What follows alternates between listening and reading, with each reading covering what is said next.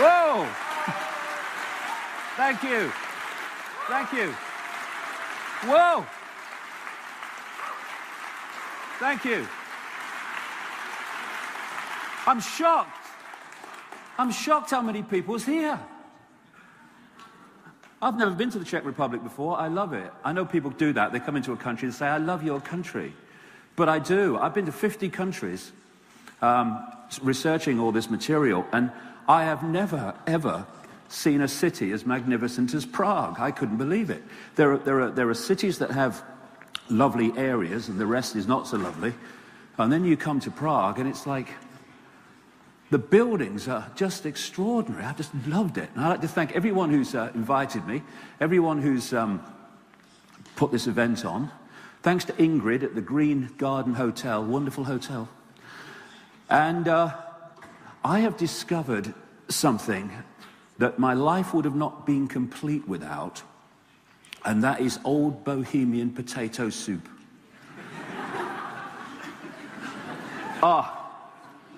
And the other thing is that since I've been in Prague, I've done the most dangerous thing I've ever done in my life. I tried to cross the road. They don't drive in Prague, they aim. I'm sure of it. I'm sure of it.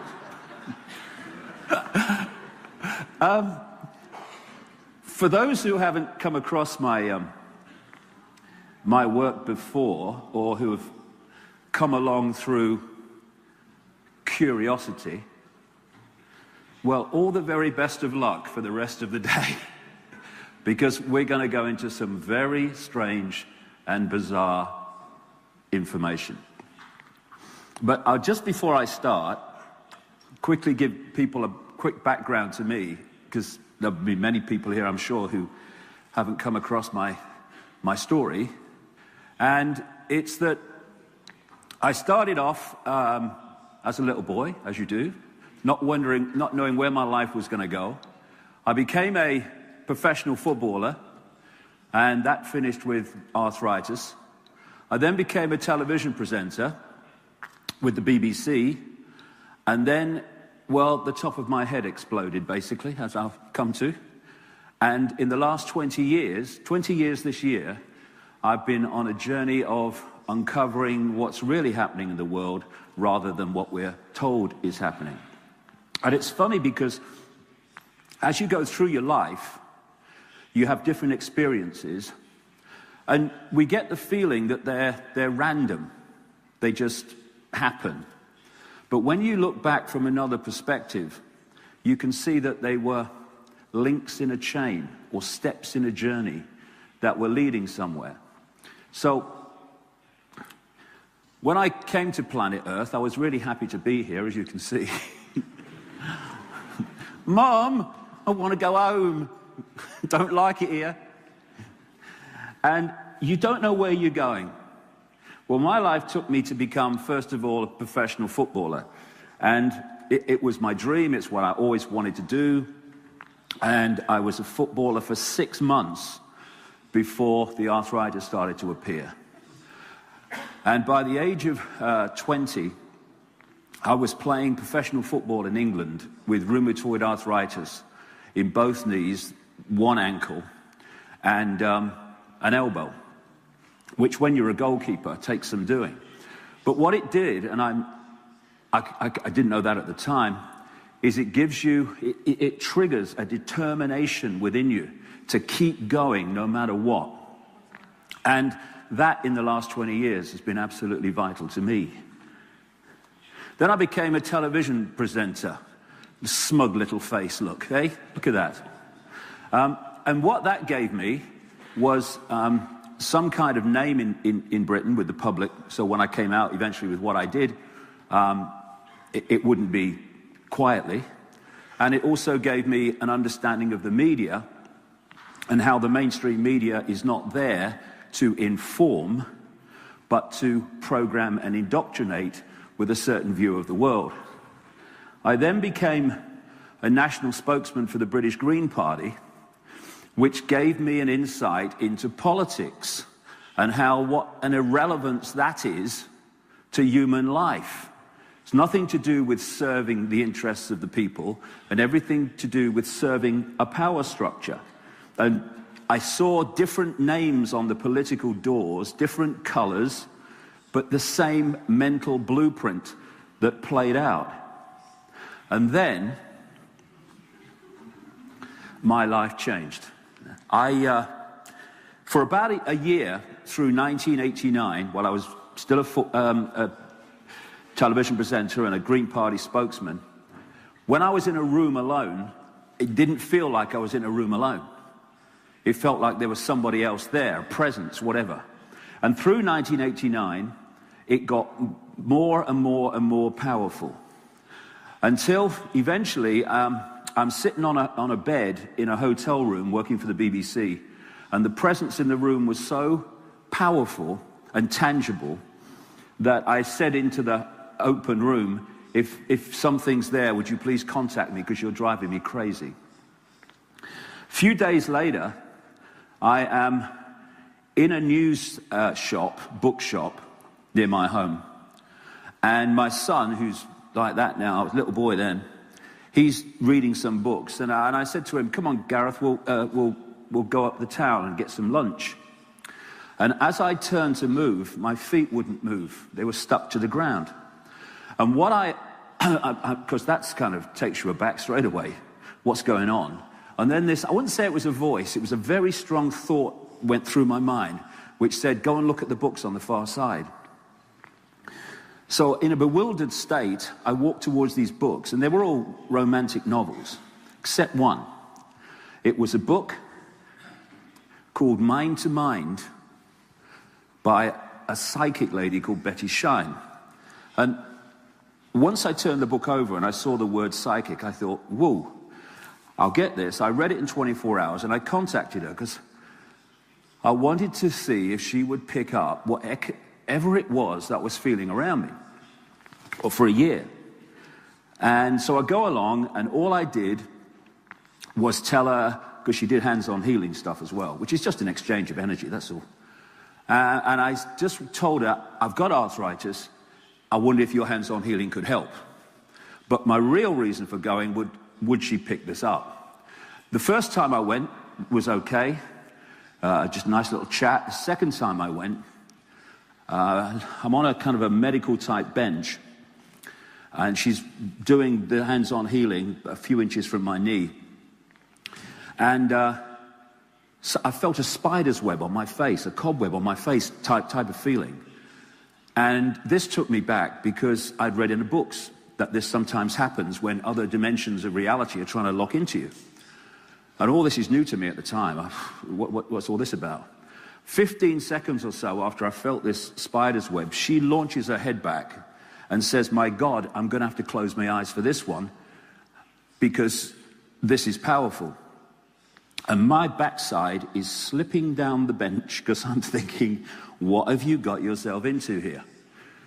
Anyway, she said she was seeing a figure in her mind. This is March 1990. And it was asking her to communicate information to me. And basically it was this, that I was going to go out eventually on a world stage and reveal great secrets. There was a, quote, spiritual, without the religious connotation, a spiritual transformation coming that was going to awaken humanity from its slumber, from its hypnotic trance, and the world was going to change dramatically. In the passage of time, massively for the better. But there were great secrets that had to be revealed, and understandings that had to be revealed, so that that process would take place. So I'm introducing sport programs for the BBC.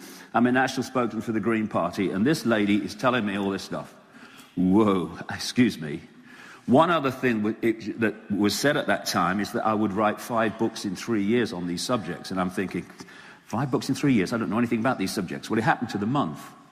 And there was one line which said, one man cannot change the world, but one man can communicate the this is very important, because this This is not about me. This is about information. And I want to emphasize right at the start that I'm not coming anywhere here to try to persuade anyone to accept what I say. I'm not interested. This world is drowning in people standing up and saying, I've got all the answers, you must believe me, and if you don't, you're wrong. And I am completely at peace with how people receive my information for one simple reason. It's none of my business. It's none of my business what anyone makes of my information. It's their business. It's my business what I put out. How people receive it is completely up to them. They accept some of it, accept this bit or that bit or whatever, fine. That's their right. So I've not come here to persuade or sell a belief system. After I went to that psychic lady and she told me that stuff, my life suddenly started to change dramatically. And what the Swiss psychiatrist Carl Jung called synchronicity started to be so blatant in my life, like a stream of constant coincidences that were leading me to information and people and experiences that were pushing me in a certain direction. And I ended up in Peru, where the biggest transformation of my life took place in 1991, very early February. This is a place called Siyustani. It's an Inca ruin on the top of the hill there. And just out of shot on the far hill is a standing stone circle. And it's a long story. I've got so much to say today. I'll keep this brief. But I ended up in that stone circle by a series of coincidences.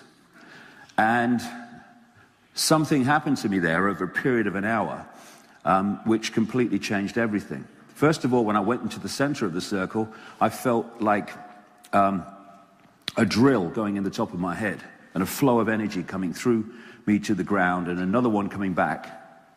My arms then went out like that at 45 degrees without any decision by me to do it. And my feet were anchored to the ground like two magnets. And in this state, thinking, what the heck is going on? There was two very clear, I don't know, statements, thought forms, whatever. First one was, they'll be talking about this 100 years from now. What? And the second one was, it will be over when you feel the rain. I'm standing under a piercing Peruvian sun, not a cloud in the sky. It will be over when you feel the rain. I'm going crazy. But over this period, with this energy getting greater and greater, in the end my body was shaking with it, I noticed that over the distant mountains there was a light grey mist. And the light grey mist became a dark grey mist. And over a period of about 45 minutes, I don't know, half an hour, 45 minutes, this rainstorm came out of the mountains. And it was coming towards me like a wall of water, what we call stair rod rain. And I'm watching it coming towards me. And by the time it got close, I'm like plugged into a nuclear power station. I mean, my body can hardly stand.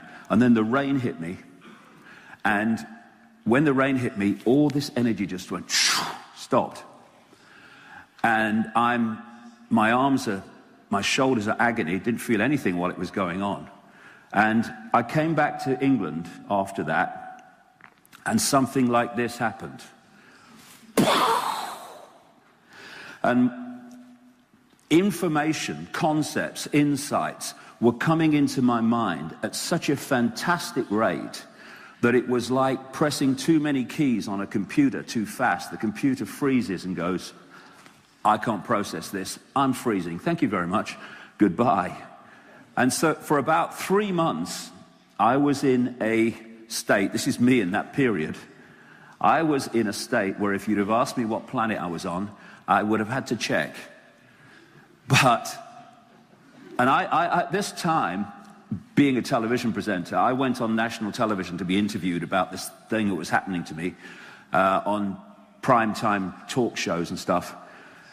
And I became probably the greatest figure of ridicule in much of British history, certainly in modern times. I couldn't walk down any street without being laughed at. I couldn't go into a bar, that was just uproar.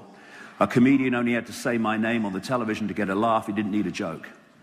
And then, after 3 months of where am I, it was like the computer unfroze. And people were coming up to me, old friends, and they were going, I thought you'd gone mad. I read you'd gone mad. You're the same man I used to know. What are they talking about? Well, I appeared to be the same person, again, that they knew, but I wasn't, because I was seeing the world in a totally different way. And I started asking the big questions that go unasked throughout people's lives often. Who are we? Where are we? Why is the world as it is? And when I went to that psychic, and she had that communication, this is what one part of it said. Sometimes he will say things and wonder where they came from. They will be our words. Knowledge will be put into his mind, and at other times he will be led to knowledge. We have an advertisement in Britain for kind of stuff you paint fences with. And the sales line is, it does exactly what it says on the tin. Well, all I can say is over the last 20 years, this has done exactly what it said on the tin. Because over these 20 years, it's like some force, unseen, has been passing pieces in the puzzle to me, in the kind of order that you can most easily understand and assimilate. And it has taken me through this journey of extraordinary revelation.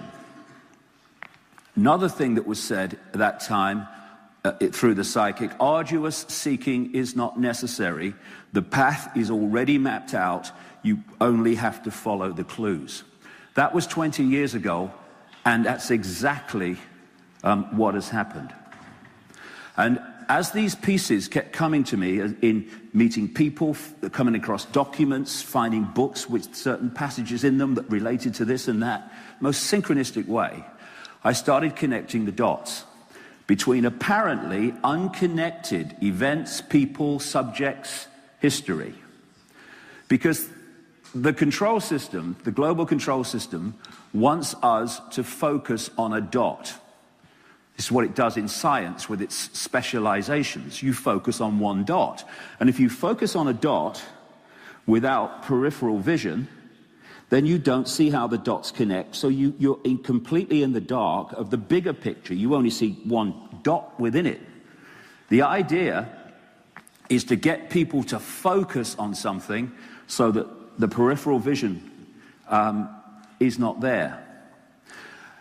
And as we as humans are passing through this maze we call life, trying to understand it, trying to survive another day or another week, another year, we have endless diversions. That's his keep right, even though he's going left.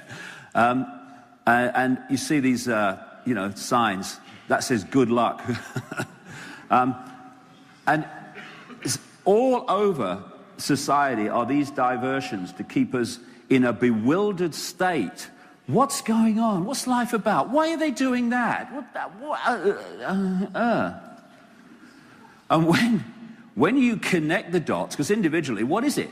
But when you connect the dots, it starts to take on a clear picture of what's happening in the world and why the world is as it is.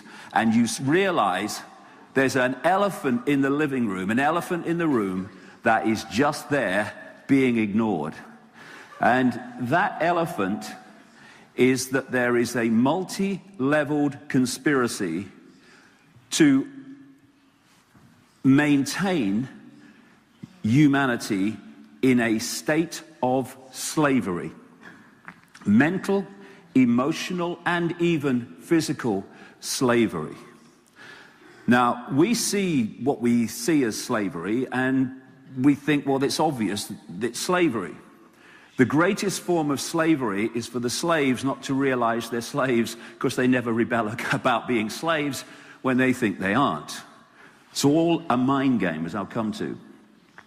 So in the early years after this experience in 1990, the synchronicity of information showed me that in this world that we experience all the time, that there is a network of interbreeding families who are manipulating global society unseen and are seeking to impose what we call a global Orwellian state, after George Orwell's famous book 1984 about the Big Brother state, which includes microchipping people, controlling us through vaccines and drugs, obviously the police state that's appearing all the time. The early years were all about that, and they continue to be so. All these different things are ongoing, but from about the mid-90s, something else came into my life, and that is that these families are actually connected to non-human entities that have been manipulating this planet for thousands and thousands of years unseen. The next phase, the most important to understand it all, was from 2003, where the synchronicity started to give me endless information about the illusory nature of physical reality. How we think we're in a physical world, but it isn't, not least it can't be, because of what it's made of. And that's what I'm going to concentrate on in the first section of the presentation today, because everything after that, all the conspiracy stuff, whether it's non-human or whether it's what we're experiencing all the time, cannot be understood without understanding the nature of reality. And then, if people think that's fantastic, well, in the last 6 months or so, a bit more than that, it's 9 months maybe, the synchronicity has turned again and has started to point to the fact very strongly that the moon is not what it appears to be. Now, all of these things I'm going to go through today because it turns out we are actually literally lunatics, as I'll come to. So we're at this fork in the road, and if we keep going the way we are, not least through the European Union in the Czech Republic, we are going to be living in Orwell's 1984. In many ways, we already are. If we are, however, go down the other road, which I'm going to talk about as we go through the day, then we can find freedom in a way that we wouldn't even believe possible, because we don't even know what freedom is. And the choice is between that way, in which we become microchip clones, or that way in which we open to the true infinite genius that we all are, called consciousness. This is what the control system wants. Wants people in this state, unthinking clones who all perceive the world the same. Barcoded, microchipped people, just clones of the system, like a computer terminal. But this is what humanity has the potential to be, and this is humanity's true state: freedom, freedom, freedom. And over the last 20 years, I have seen what I was told was coming unfolding. 20 years ago, in that period, I was told that there was a vibrational change coming, was already starting, and this vibrational change, which I dubbed the truth vibrations, was going to do two things. It was going to wake people up from their coma. The people who were less asleep were going to awaken first, and so on. And something else, it was going to bring from the hidden into the public eye all that's been hidden from us up to this point. Now, 20 years ago, there was no evidence of that whatsoever. Now, it's fantastic. The number of people are going, whew, why didn't I see it before? And then look at it. All the information that's coming to light, vast tracts of which I'm going to present today, to give us a fix on the world and ourselves that we never even were thought about 20 years ago. It's happening. It's happening, and people are waking up more and more. Not the majority yet, nowhere near, but more and more every day. And if we're going to wake up, if we're going to break out of these straitjackets of thinking and perception, we need to realize there's not one way. The system wants us to believe there's one way because it wants uniformity. Look at any tyranny, any dictatorship, and they want to impose uniformity. Look at communism. Look at fascism. There is another way. In fact, there's not only another way, there are infinite other ways. You don't have to all be the same. We can choose not to be. We can express our uniqueness instead of following the herd. We don't have to be faceless people in a faceless crowd. We can express our uniqueness. We don't have to do what everyone does. We don't. And you know, when we choose not to follow the herd, it can be very, very beneficial sometimes. In fact, often. You don't have to swim with everyone else. You can swim the other way. This man, John Mason, said, "You were born an original, don't die a copy." But how many people do? And the more they go through life and the more they take on the programming, the more they become a copy. You see children expressing their uniqueness, and as what we call life unfolds, you see that uniqueness being suppressed and deleted. The multitude is always wrong. It's an old proverb and is absolutely true. History shows it again and again and again.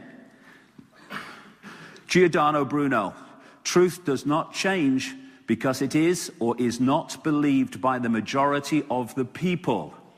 Or as Mahatma Gandhi said, even if you are in a minority of one, the truth is still the truth, no matter if the majority believe otherwise. Giordano Bruno was burned to death in 1600 for having the audacity to say that there were other inhabited worlds, that the universe was infinite, and that the earth was not the center of the universe. This is the stadium on which the entire control of humanity, whether it's in a country or globally, is played. The human mind. When there's a few trying to control the many, you cannot do it physically. You can do it physically in a small area with tanks and soldiers and stuff, but you can't do it globally. You have to get people to think the way you want them to think, and therefore behave and perceive the way you want them to see your control system as not the slavery it is. So the freedom, the real freedom, comes from freeing our minds from the programming of a lifetime. Freeing our minds from the idea that the education system is there to inform people and truly educate them, when the education system is there to program perception so the children become the adults that the control system can handle. Free our minds from the diversions of so-called entertainment that is designed to make us look over there while we're being further enslaved over here. Free our minds from the idea that the mainstream media, I've worked in it, the mainstream media is there to tell us what's going on in the world. It's there to give us a version of events which suits the control system. Free our minds from the fake messiahs who come along claiming change when they're just another mask on the same face that controlled the guy before. Anyone see the difference between Bush and Obama? Free our minds from the fake terrorist events that are there to create problems to which the control system can offer solutions, which is more control, more centralization of power.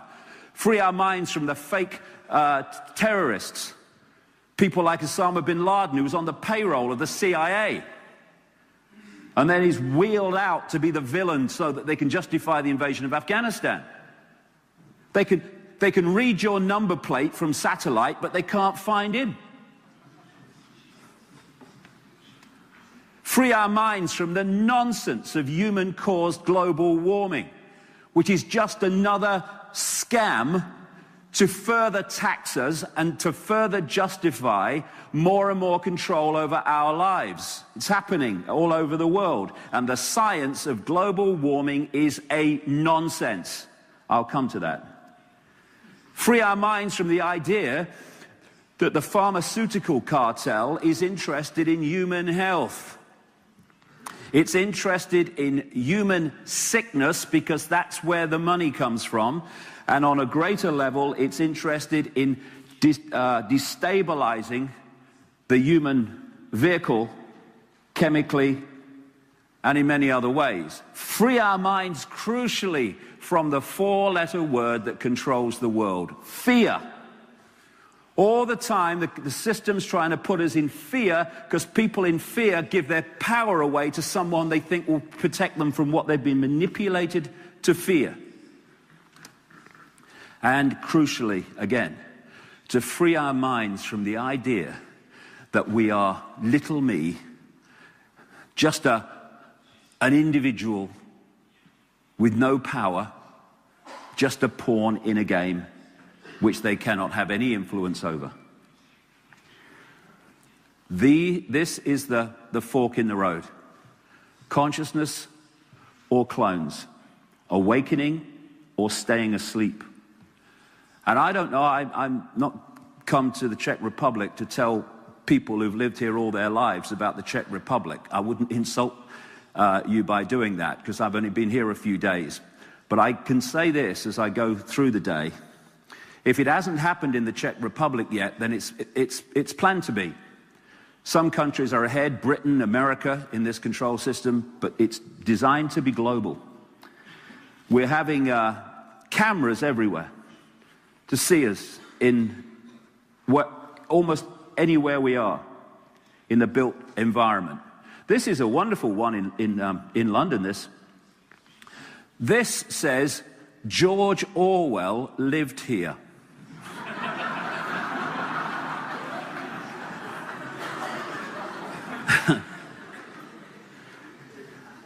In America, we have this excruciatingly painful sound technology now to scatter peaceful protests.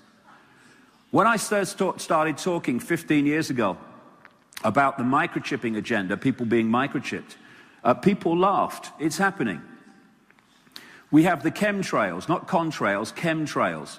All over the world this is happening, where planes are pouring out these crisscross lines of whatever's in there. There's metals in there, there's chemicals in there, and it's happening all over the world. I was in South Africa a few weeks ago, right out from the cities in the Kalahari region, chemtrails. And then there's the stuff they're putting in our food and drink, designed to destabilize us mentally, emotionally, and physically. And no one is more targeted than children.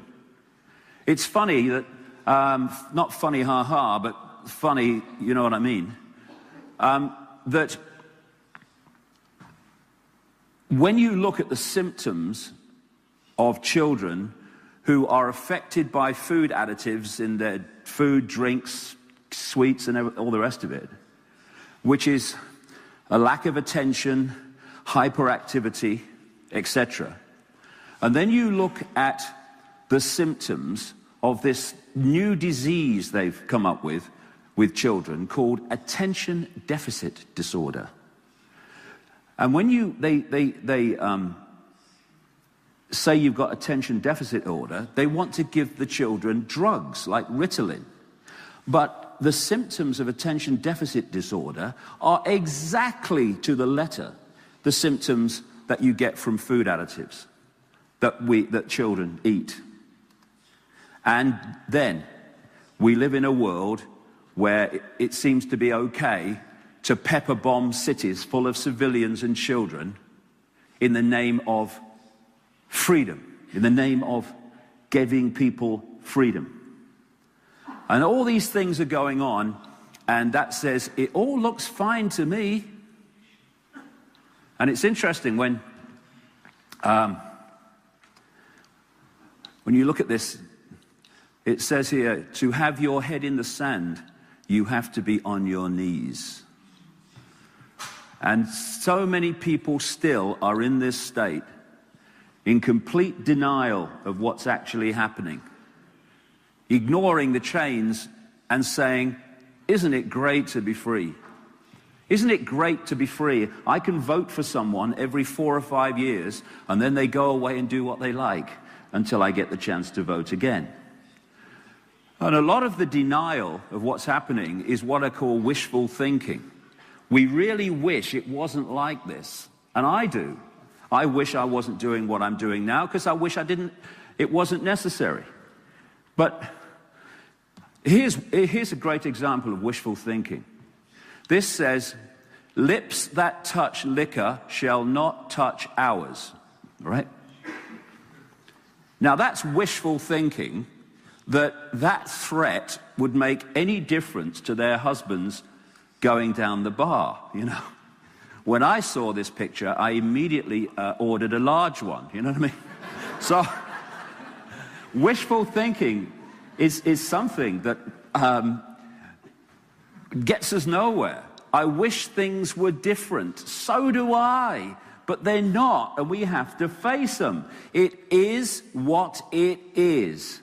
Once we can look something in the eye and say, I accept what it is what it is, then we're in a position to do something about it. Not when we've got our heads in the clouds thinking, if I look the other way, maybe it's not happening. The Orwellian state is coming in all over the world. The police state is coming in all over the world. And it's been coming in for years and years and years while the population has been watching game shows, focused on these famous entertainers or watching the sports. There's not a problem with any of that. But if that's all we do, then while we're looking at that, the pieces in the game are being moved around the board. And that's what's been happening for years and years and years and years, decades and decades. The future is here. This is no longer some projection as it was 20 years ago. This is now on the daily news, what I was talking about then. And we need to go from this to this pretty damn quick. Because the number of people who are manipulating 7 billion is a tiny fraction. It's not a situation we face that is impossible. We've just got to focus on it and do what's necessary, which I'll get to as we go along. Martin Luther King said, the ultimate measure of a man is not where he stands in moments of comfort and convenience, but where he stands at times of challenge and controversy. And that's where we are, a time of challenge and controversy. So where do we stand? But like I say, while this is going on, something wonderful is happening. There is this awakening. So as the control system tries to impose itself more and more people are in society are starting to see it. They're starting to awaken, not just to what's happening in the world, but the true nature of who they are. It's an incredibly exciting time in so many ways. And if we're going to go through this awakening, if we're going to expand on this awakening, we need to ask big questions, and therefore we can get big answers. And I'm going to concentrate now for the first part of this presentation on the nature of reality, which is vital to understanding everything that follows. The big questions: who are we? Where are we? What is reality? And this is science personified. This is mainstream science. It's mainstream education, and it's the mainstream media. For reasons I'll come to, they literally cannot compute reality outside a tiny, tiny band of possibility. And thus, they'll never, ever understand the nature of reality until they do so. What you find when you look at this with an open mind on information rather than preconceived idea, you find that this physical world is actually not physical at all. It's an illusion, a physical illusion. Not only that, it doesn't exist out there as it appears to. It only exists in here, for reasons I'm going to come to. Great American comedian, but a very aware man called Bill Hicks, died in the 1990s.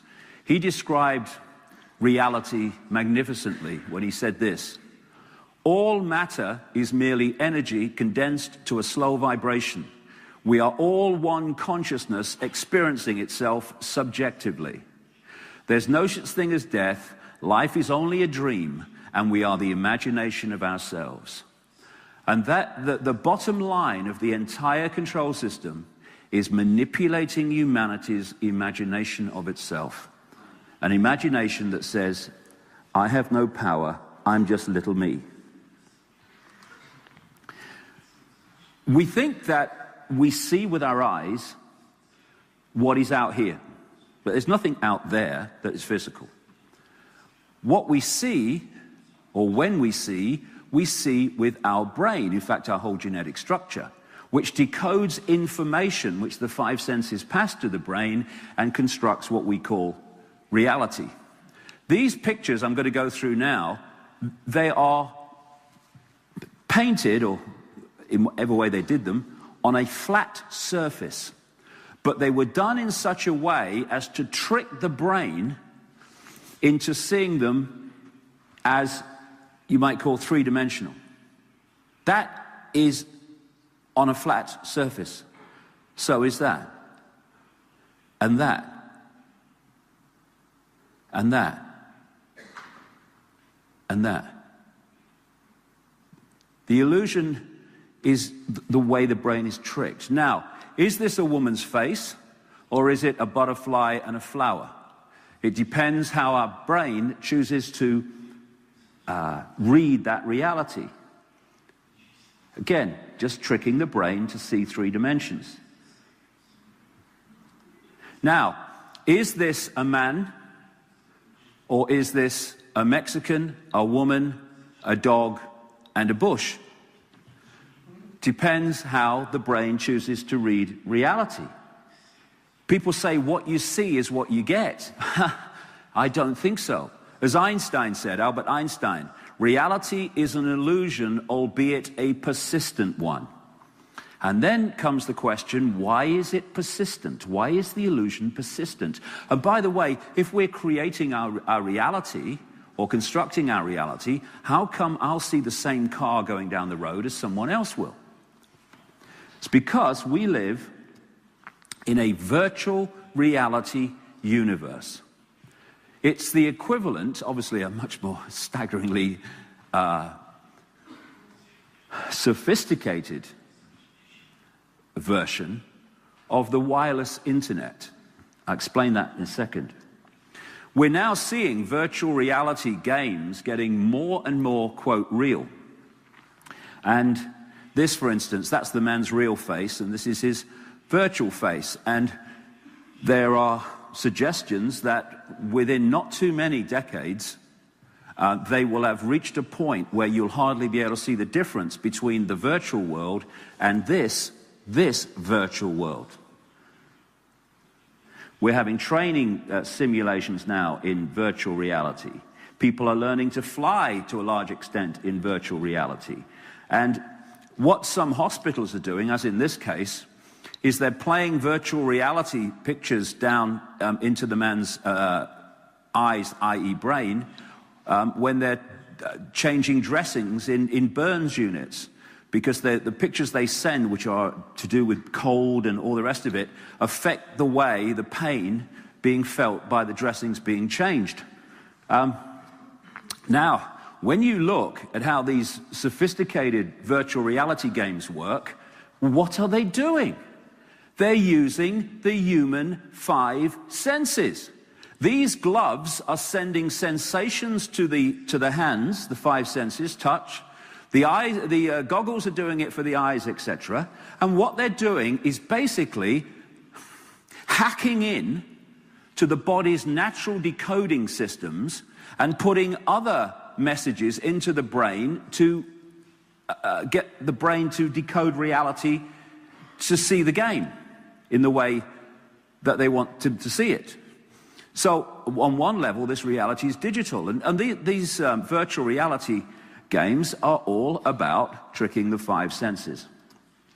Because the body, I'll expand on all this, the body is what I call a body computer. It's not a computer in the sense of the desktop, it's a biological computer. And what I mean by that, instead of just reacting to the way it's programmed to react, it has the ability to think and assess. That's what the human immune system's doing all the time. While we're standing or sitting here, our immune systems are making decisions. And that's what the body does. By the way, this picture was taken of this man exactly at the moment he was told that Barack Obama had won the Nobel Peace Prize. You know what I mean? What a joke that was, eh?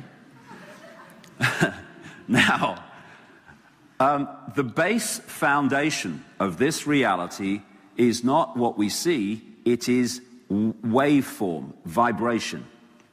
What I'm going to call, as we go through the metaphysical universe, whenever I mention that phrase, I mean the vibrational level of this reality. And that's where the information is that we decode into this apparently physical world. And as even mainstream science will confirm, waveform patterns can hold staggering amounts of information. So this is the metaphysical universe, the vibrational level. And through the body computer, we take it through the five senses into the electrical, the digital, and finally, as I'll explain as we go along, the holographic, i.e. the apparently physical. But this is the base. If you want to change this, you've got to change this. Because that's just like trying to change a movie by shouting at the movie screen. By the time it hits the screen, it's a done deal. This is where it needs changing. That will become very, very important later on. So the five senses are decoding mechanisms that take vibrational information into electrical information and send it to the brain to decode. This is why this scene in the Matrix movie was so accurate. When Neo said about the virtual reality he found himself in, this isn't real. What is real? How do you define real? If you're talking about what you can feel, what you can smell, taste, and see, then real is simply electrical signals interpreted by your brain.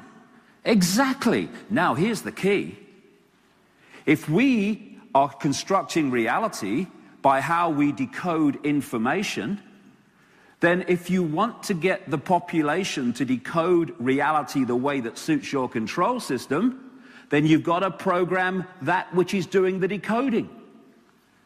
That's why I say it's all a mind game. All these pictures like this are by a great artist friend of mine called Neil Haig, all symbolic, of course. But that's what we're doing. We're decoding this vibrational information. I'll explain where that comes from in a second. And that's where this world exists. I grant you, I'm standing here. It looks like it's out there. It isn't. It's in here. And you manipulate the control, the decoding system, the brain, the body, and you control the world.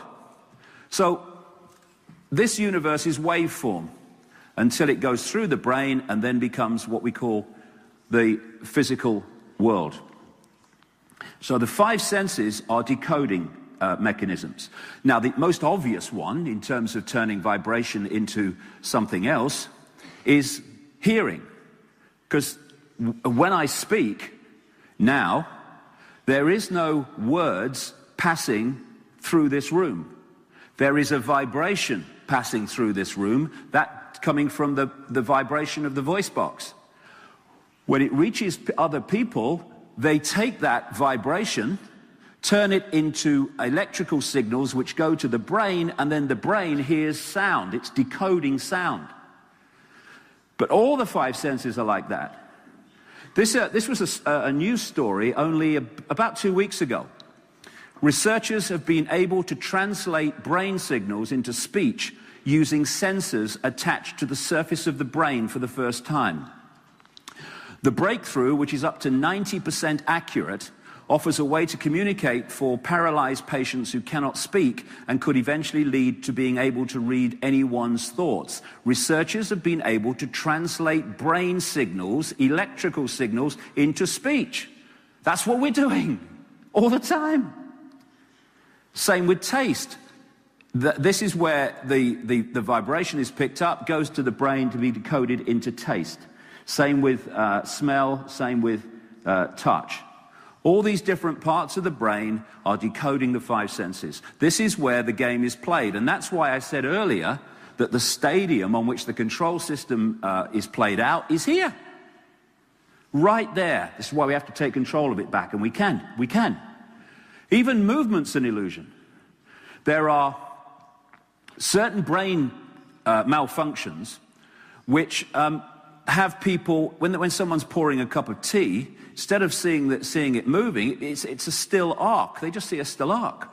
And the same malfunction has people who see a car in the distance, then the next time they're aware of it, it's here, going past. It's because the brain is not decoding reality in a sequence anymore, and I'll explain how that goes on as we move along as well. So basically this is what this world is in a really symbolic form. It's a computer game in a way. And the human race has been hypnotized to read reality in a certain way. For instance, I went to a few hypnotist shows when I was researching one of my books. I wanted to see these people at work. And I saw people being given a potato, having been told, programmed to believe it's an apple, and they're sitting there eating this potato thinking it's an apple. Why? Because the vibration of the potato was passed from the taste buds to the brain, but the brain thinks it's an apple. So that's the vibration it decodes.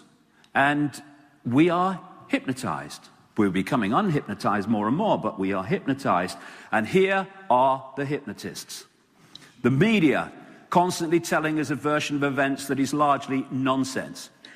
From the earliest possible age, they're getting children in front of people telling them about the world themselves, reality, what's possible, what's impossible. These are hypnotists, doctors who are giving you the version of the human body and human life that the drug company controlled medical training schools are giving them. And then the Obama's another one. Then there's the newspapers and these people like O'Reilly in America is just a propagandist. They're all hypnotists.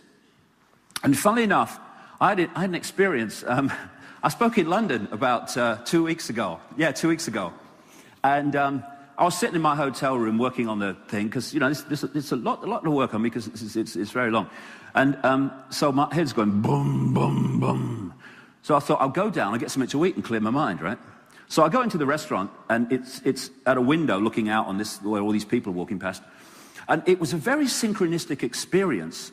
The coincidences were amazing because every time this lady came across to me and said, "Would you like another glass of white wine?" I said yes, right? So it was synchronistic like that for quite a time. And I looked out the window. And suddenly it must have been a convention of twins going past, right? Because first of all, I saw this guy in this yellow t-shirt, and there was a man just like him, about one step back. And then this guy came down on a bike, but it was a tandem. It was like two bikes, and the two people on it looked exactly the same. And this went on for some time. So I'm sitting there, and I'm thinking, this is interesting. So I said to my higher self, I said, "Higher self?" It said, "Yeah." I said, "Why am I seeing reality like this?" And it came back immediately, in a flash. It said, "Because you're bloody drunk." You know what I mean? And you know what it's like? That felt right to me. And the point I'm making is, I've had a few glasses of white wine, and now I'm reading reality in a completely different way. Why? Because it's affecting the way the brain's reading reality. And if the brain does that, you see a different world. So what What we live in is what I call the wireless cosmos, the wireless universe, just like the wireless internet. Exactly the same principle. This is the great thing now. The shaman and people of the past who've, or what we call the past, that's illusion as well, but I'll come around to that. But the shaman of what we call the past, they had to describe reality in ways that was accessible by the people at that time. So they used symbolism, and the anthropologists come along and say, oh, these were primitive people, look what they said. No, it was symbolism, mate, symbolism. But today, we now have this wonderful opportunity because technology is mirroring the very reality that we're experiencing, and nothing more than the wireless internet. When you say to people, tell me about the internet, they say, well, it's pictures on a screen, and it's graphics, and it's colors, and it's moving. Yeah, it is. But the only place the internet exists in that form is on the screen. Everywhere else, it's electronic circuits and all the other stuff. And then you say to people, tell me about television. And they say, well, it's moving pictures on a screen. Yes, it is. But the only place that television exists in that form is on the screen. Either it's broadcast transmissions or it's the old digital thing they've got now. Most of what we call television is not that at all. That's just the finished part of it. Oh, this is our screen. The wireless internet. If this hotel, theater has the wireless internet, surely it does, then where is it? Where is it? But if I tune this computer to the internet, no wires necessary, no connections necessary, as with this example here, in the middle of a town, then I pull a whole collective global reality out of the unseen onto a screen.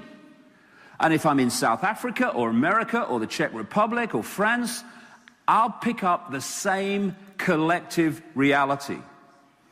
And because we are decoding the waveform information construct of this reality, anywhere we go, that's why we see the same car that other people see. The difference is, what do we think of that car? What's our opinion of it? What's our feeling about it? That will be different. That's where we put the unique spin on it, but we still see the same car.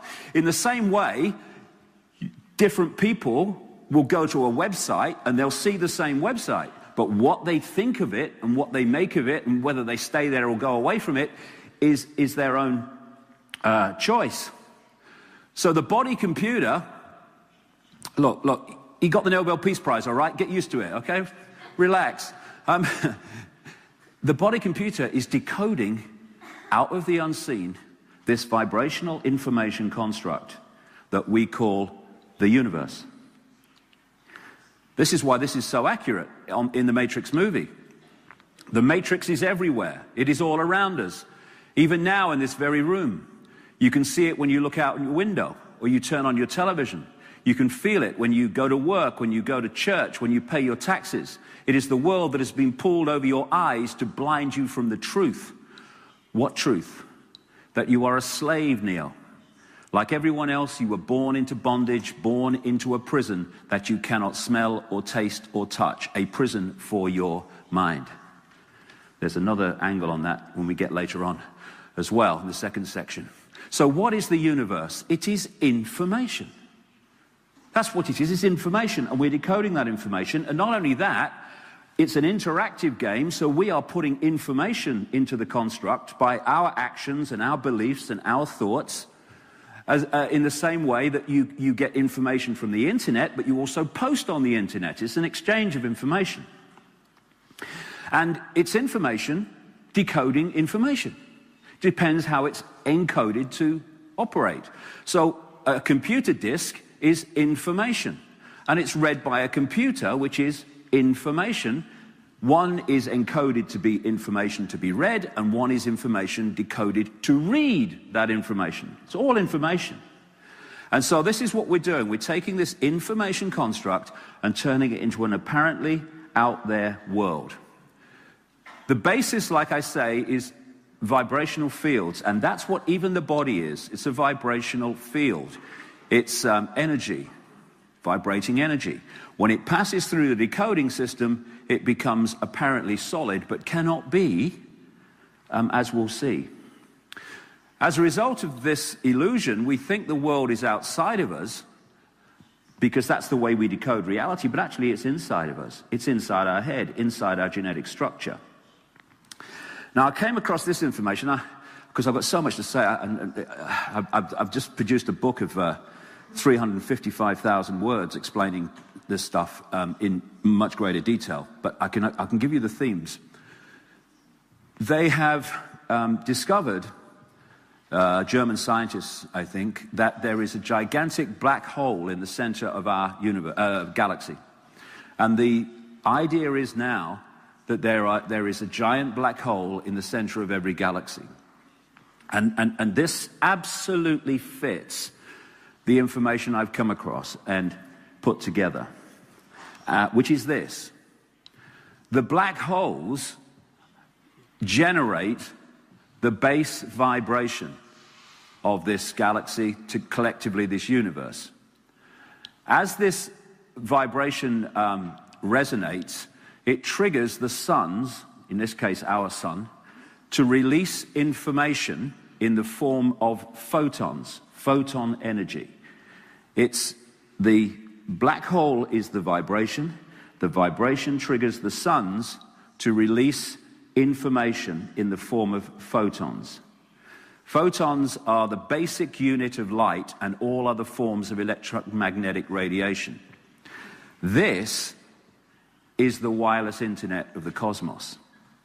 And this is the information that we decode. The Earth grid of meridian lines, some people call them ley lines, with all their power centers, which the ancients used to put their temples on and their places of worship. What is going through these meridian lines of the planet is photon energy. And the planet is decoding this information in the same way that we do. The human grid of ley lines, which, of course, the whole basis of the Chinese healing art of acupuncture is based, what's going through these meridian lines of the body, what the Chinese call qi, is photon energy, information. And the genetic structure, not least the brain, is decoding this information, like I say, into an apparently physical world. Now, there have been scientists over the years who've said that this world only exists as it appears to be here, physical, when it's being observed. And that is absolutely true for this reason. When you're playing a computer disk in a computer, every part, all the information on that disk does not appear on the screen at the same time. Only that which the computer is reading at that time. All the other information remains on the disk. And so when we are observing, putting our attention on something, we are decoding it into this reality. But when we're not doing that, it's in its base form of vibrational information. The brain has no light in it. It's dark, black dark. And yet, light, light, light, lights. I'm seeing lights from a brain that cannot be penetrated by light. Why? Because it's a decoding mechanism, not literal. So when in the Matrix movie there was that scene where the child said, "There is no spoon. It's not the spoon that bends. It is only yourself." Exactly right. Because of the way we read reality. There are people who can walk through fire without getting burned. People say that's impossible. No, it's not. Because the fire is an illusion as much as the feet are an illusion in terms of physicality. If you believe that if you walk through fire, you will burn your feet, that belief system is the way the brain will decode reality. You'll burn your feet, no question.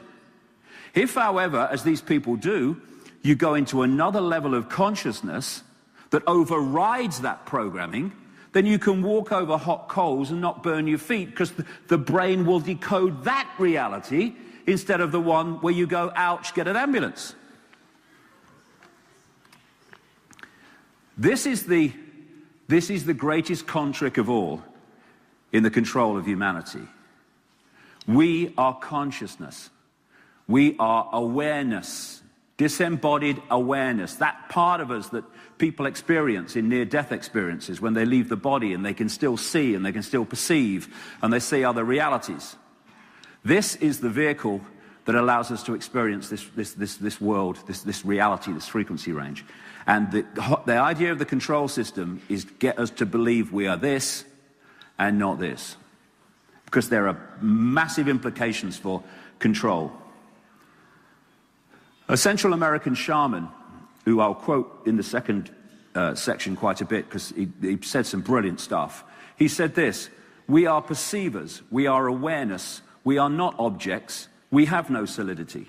We are boundless. We, or rather our reason, forget this, and thus we entrap the totality of ourselves in a vicious circle from which we rarely emerge in our lifetime."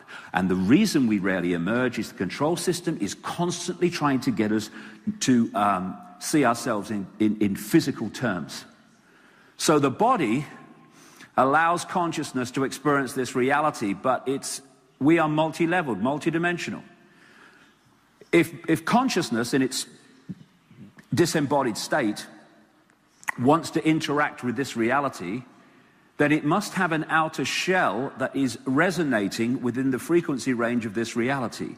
Otherwise, I couldn't hold that up. You just fall to the ground. It's like two radio stations on different frequencies. They don't meet. So consciousness takes on these shells, these body computers, to allow us to experience this world. And the trick is, for the control system, is to get us to self-identify with the body, the vehicle. Now, it's interesting, when we say we're going on the internet, but we don't, do we? The computer goes on the internet. We observe the internet through the computer.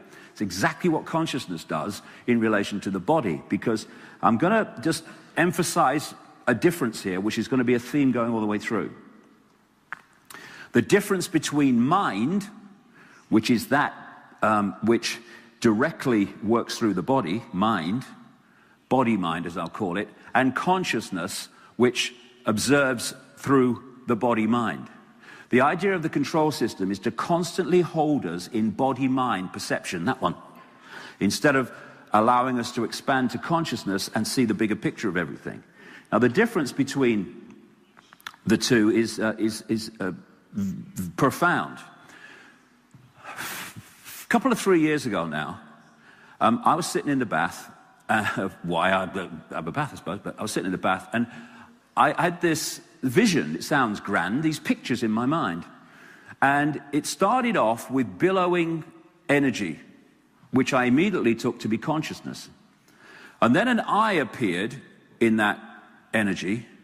The next thing was a telescope appeared, and at the other end of the telescope was this reality, this universe. And the last thing that happened was the telescope morphed into a human body. This is Neil Haig's depiction of how it all ended up. And that's so profound, because this is expanded consciousness, what we really are. But when we're working through the human body, it's focusing our attention, therefore our experience, on this reality, and we're not accessing this in anything like its entirety, because we're looking at life through this lens. And that's fine as long as we know this is a lens and we don't forget that that's who we really are. Because if we think we are the lens and there's none of that, then the control system's got us piece of cake, no problem. So what we call death is putting your telescope down, in effect. It's withdrawing your attention from the vehicle back into disembodied consciousness awareness that we are. And people are terrified of death, so many people, because they're frightened of the unknown. That's why one reason why they want to keep all this information from us. Because the more we're frightened of death and frightened of the unknown, the easier we are to control en masse. Now, everything is the same awareness, one infinite consciousness. But this infinite consciousness takes different forms.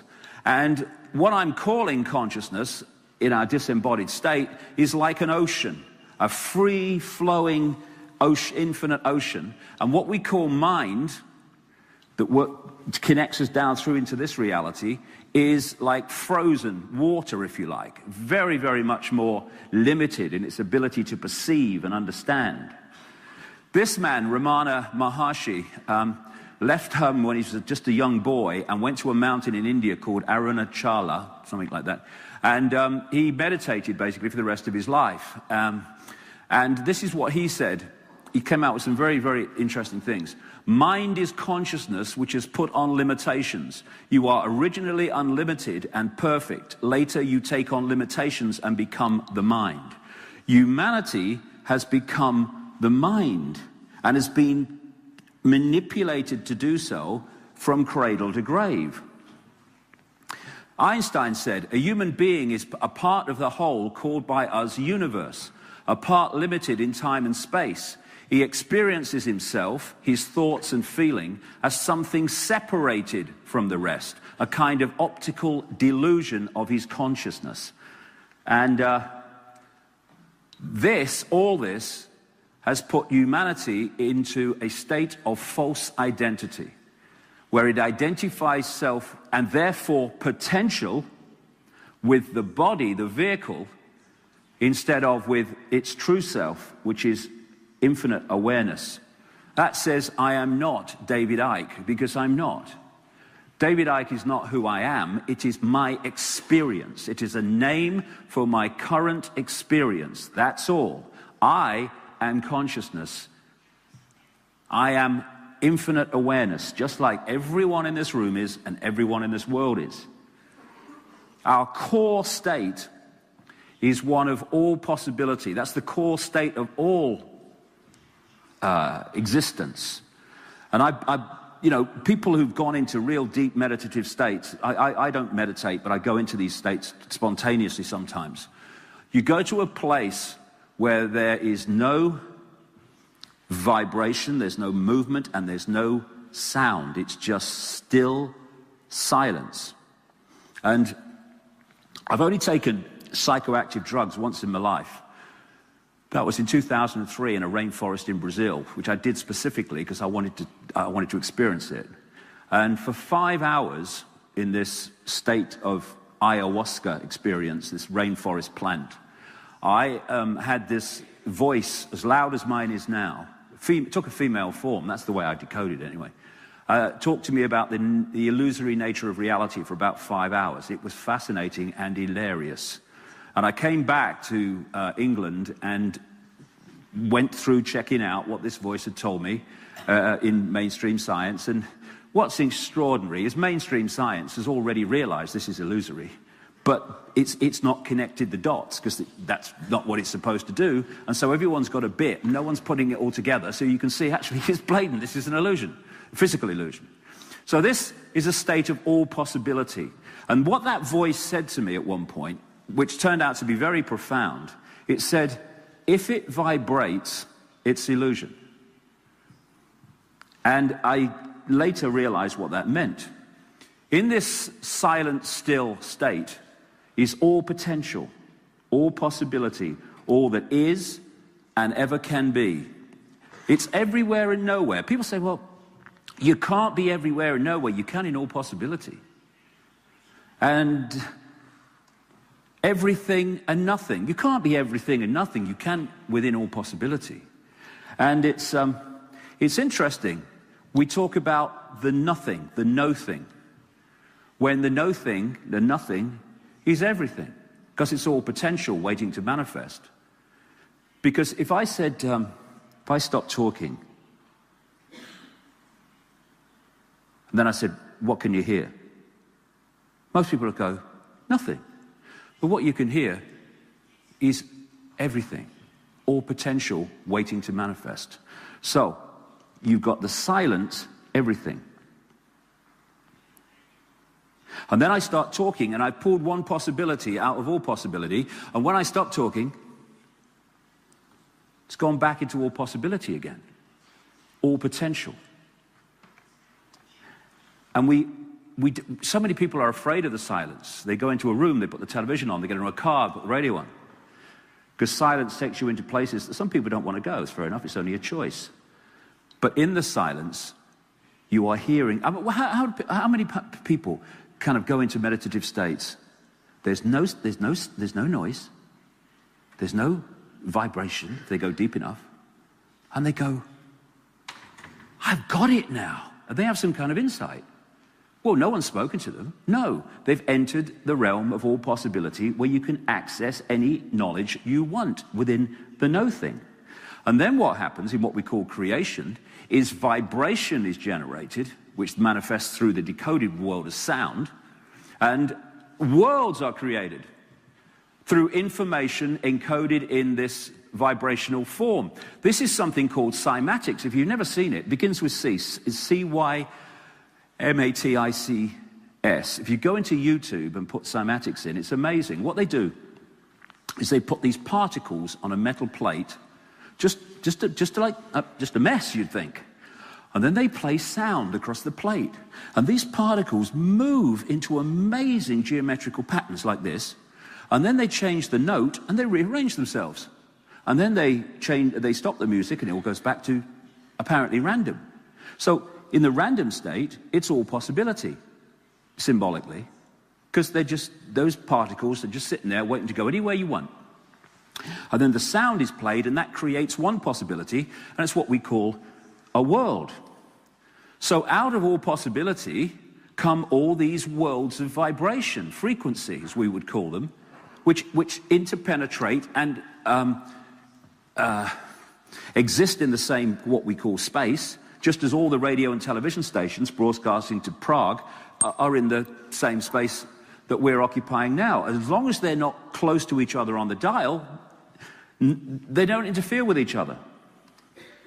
So we are in a frequency range. That's what this world is. It's a frequency range. We look out of our eyes, or think we do, and we think we're seeing everything there is to see. We're seeing a frequency range, and other levels of reality, or the frequencies of reality, are sharing the same space. And even according to mainstream science, the energy and mass and matter that exist in this universe, in what they call dark energy, dark matter, etc., is massive compared with the tiny, tiny frequency range that we see of this universe. For instance, the electromagnetic spectrum is 0.005% of what they say exists in this universe.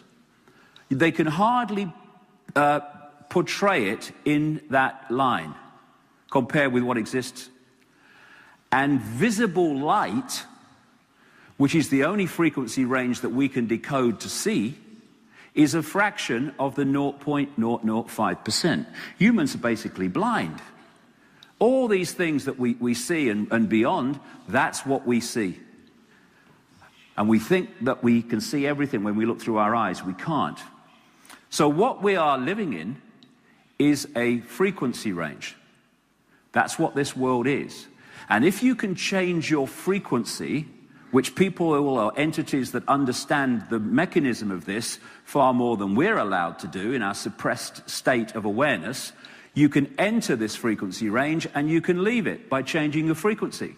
And to the observer, whether it's a UFO or whether it's some kind of non-human entity or whatever, to the observer, they say, it just appeared out of nowhere. And then it disappeared. And people go, he's been drinking. What's he on? What's he taking? And all that's happened is it's entered the frequency range that we can decode, and then it's left. To the observer, it's appeared out of nowhere and it's disappeared into nowhere. It hasn't. It's just left the frequency range you can decode.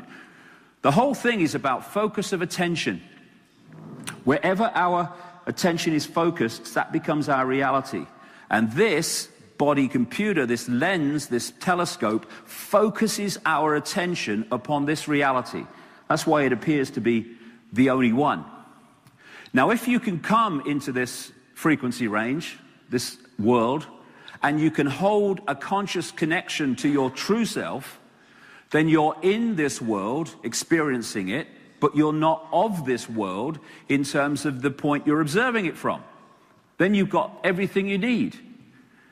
But if you don't hold that connection to consciousness, and the control system is all about making sure that doesn't happen, then you go through life in this bewildered state, wondering what the hell it's all about, and trying to survive another week. Then we come to time and space. One of the things that makes people think that the world is out there is what we call space. And what gives us the impression of movement from past to present to future is time. But there is no space and there is no time. There's only information we decode to have the illusion of that. When you put a disk in a computer, what is it? It's a disk. It's just information. And yet the computer decodes it so that in the computer game you appear to have space, distance, perspective, and you appear to have time, the movement of events going from past, present to future. But all it is information being read from a disk. And the time illusion is crucial. It's not something that we need just to say, oh, I'm not recognizing time anymore, because this event started at 11 o'clock, and if people didn't recognize time, people would still be arriving, or might have come much earlier. It's not that. It's while we are following this illusion of time, we realize that's what it is. It's an illusion, that it loses our control over us. Because when consciousness is in a state of no time, then if we're trying to connect with that while being totally programmed to the illusion of time, then again, that is a massive way that disconnects from that. And time absolutely controls us, and it's ludicrous. You cross a line in the ocean, you go into tomorrow. You cross the other way, you go into yesterday. I mean, what's going on? It's ridiculous. There is only the now. There is no time, there is the perception of time. For instance, you say to people, there's no time. They go, oh, there's a past and there's a future. Yeah, of course there is, don't be daft. So, okay, tell me about the past. Well, so-and-so happened, and then this happened, that, yeah, okay. And where are you when you are telling me about the past? Where does the past exist? Were you telling me about it? Well, in the now. So tell me about the future. Well, the future, where are you when you're talking about and perceiving the future? You're in the now. Everything happens in the now. Everything else is illusory, the way we decode it. This is why when people have near-death experiences, often, they say there was no sequence of events, there was no time, and all these things. Why? Because they've left the body computer, which is decoding that information into the illusion of space and time. And this world is controlled by time. Oh, what's the time? Oh, God, is that the time? Oh, blimey. What's the time? Oh, cool, God. There's not enough time. There is plenty of time because there is no time. There doesn't seem to be much time when we're decoding it. And it's like a movie on a DVD. When you put a movie in a television kind of DVD player, and you're watching the movie unfold, the scenes that you have watched on the movie become your perception of the past.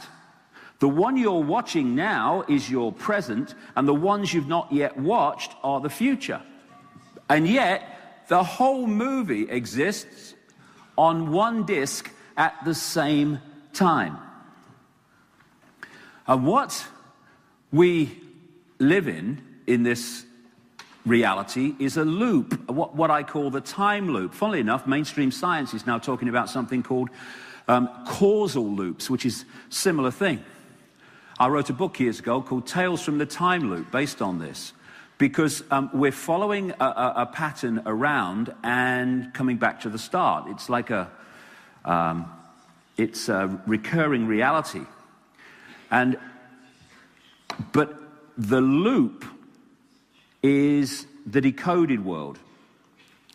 What the loop really is changing vibration, which is I'll get to in the last section today. This is really vital to understanding what's happening now in terms of these truth vibrations I talked about.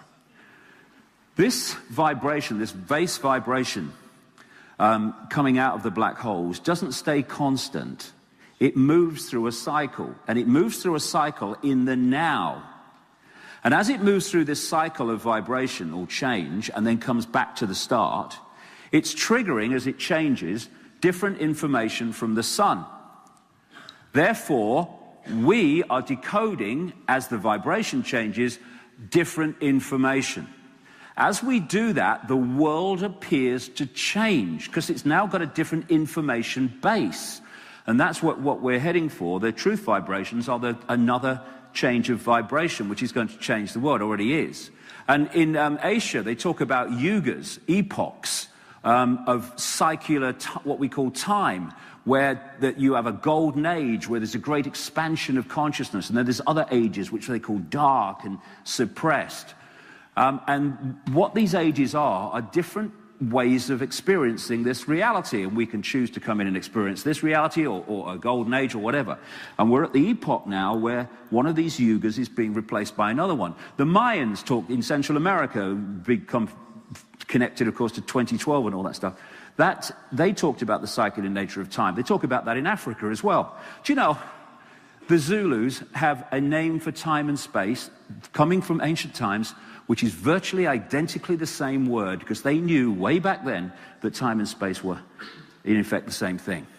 So what we call history and time is basically this cycle as we decode changing information and manifest it in here, and we're in the process now of changing. So the reason so many people are now waking up to these truth vibrations is those that are opening, because they're a different vibration to the vibration we've had before, up to this point, the suppressed period. Those that were opening up to decode that information, they're seeing the world totally different to those who are still decoding this vibration, because we're at the point, the cusp now, where they're both operating together. And if you can hold consciousness in the time loop, as it were, you can understand what's happening rather than being in this state, which is where humanity is in general, though it is changing, where you're going round and round and round, trying to make sense of a bewildered world, wondering what the hell it's all about. Now, like I say, the body is a biological computer. It's reading information all the time. It is the vehicle through which we experience this reality for consciousness. And it's a bit like a spaceman on the moon. You have a space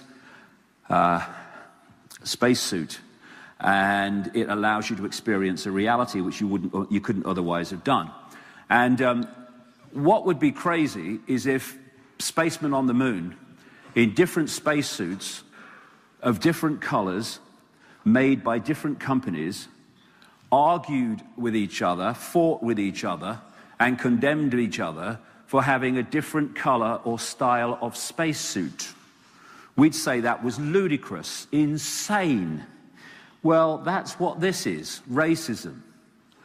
Racism is judging someone by the vehicle their consciousness is using to experience this reality. That's why racism is not only unpleasant, it's stupid, silly, ridiculous. We say, who are you? We say, we're humans. Well, we're not. Humans is like David Icke. Humans is our experience, not who we are. It's like a software program in the body computer that gives us the experience of what we call being human. The different cultures and the different sections of what we call humanity, they're just different types of software based on the same basic software. This is an article in the San Francisco Chronicle about DNA, and it's absolutely right. DNA is a universal software code. From bacteria to humans, the basic instructions for life are written with the same language. And that language of DNA is a series of codes, A, C, G, and T. A, C, G, and T is the basics of everything. How those four elements are placed in relationship to each other decides if we're a human, a mouse, or a virus. And when you see in the Matrix movie all these codes going up and down the screen, that's very, very symbolic of this, what I'm talking about. And the brain decodes that information into this reality. So the human body ticks all the boxes for a computer, i.e. extraordinarily sophisticated one, a holographic computer.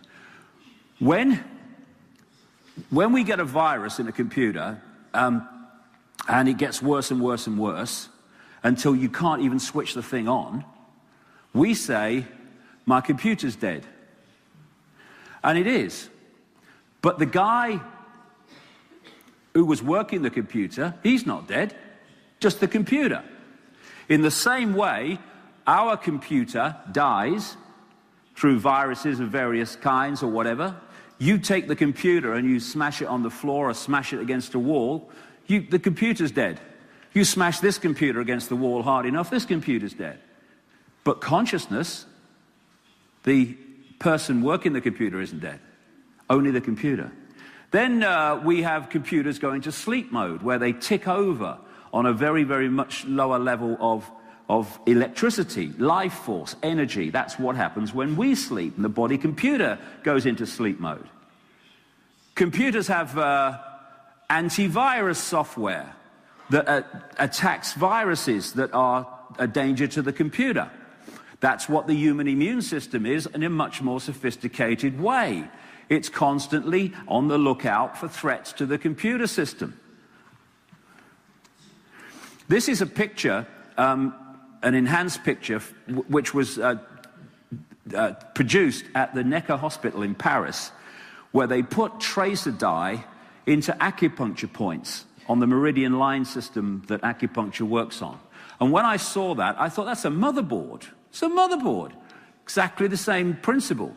And what they found, interestingly, is that when this chi, photon information, is passing through this system too slowly or too quickly, the body is ill, diseased, or imbalanced in some way.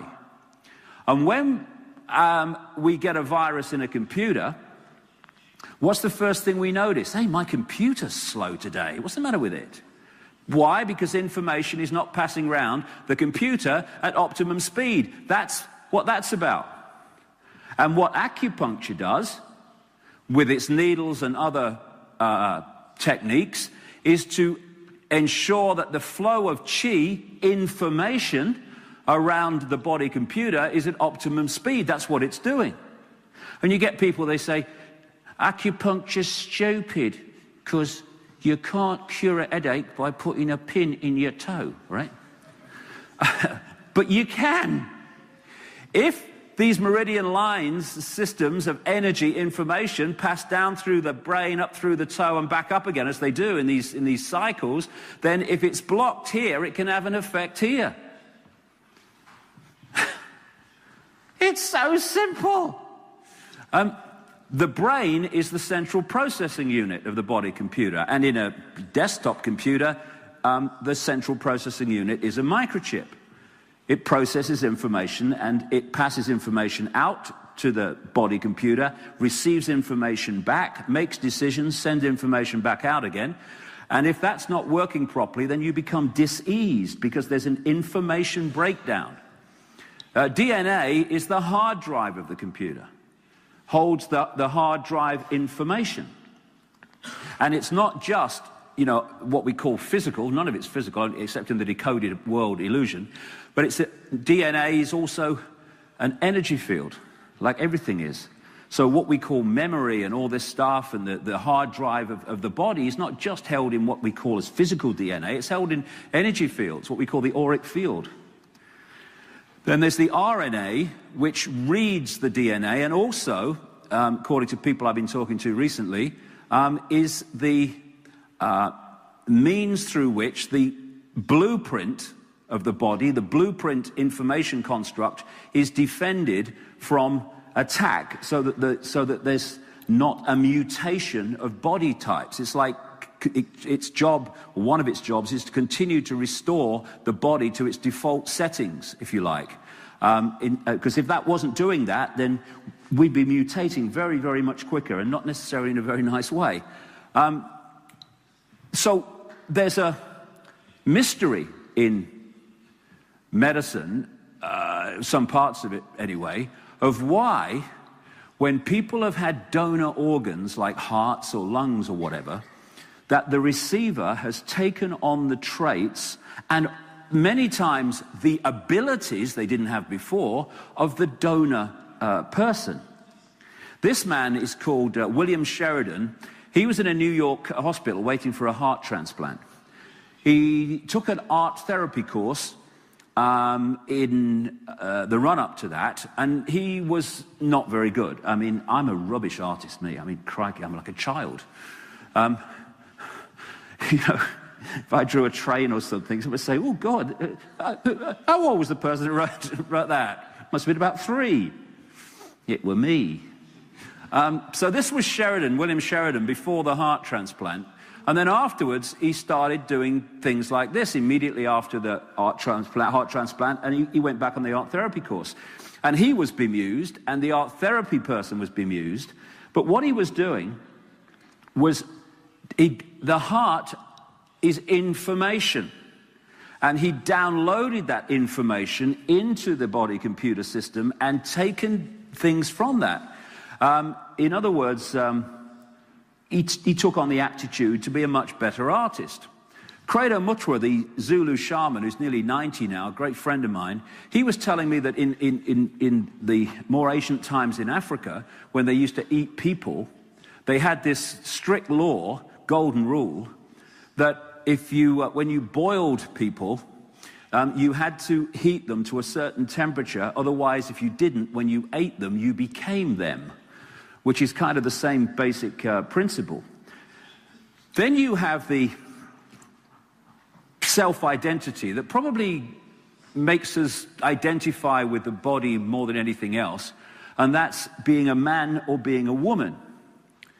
But you can change from a man to a woman through chemical change. So a man or a woman is not what we are, it's what we're experiencing. Again. And this was a story in all the newspapers in Britain a few years ago of somebody called Freaky the chicken. And Freaky starts out as a hen. It's laying eggs. And then, for whatever reason, this apparently happens with chickens on rare occasions, the body started producing massive amounts of testosterone, and Freaky changed from a hen to a cockerel. Grew a comb, started chasing the hens, and started crowing at dawn. It's gone from being a man to a woman by chemical change, because it's a vehicle. Consciousness is what we are. I found this on the BBC website.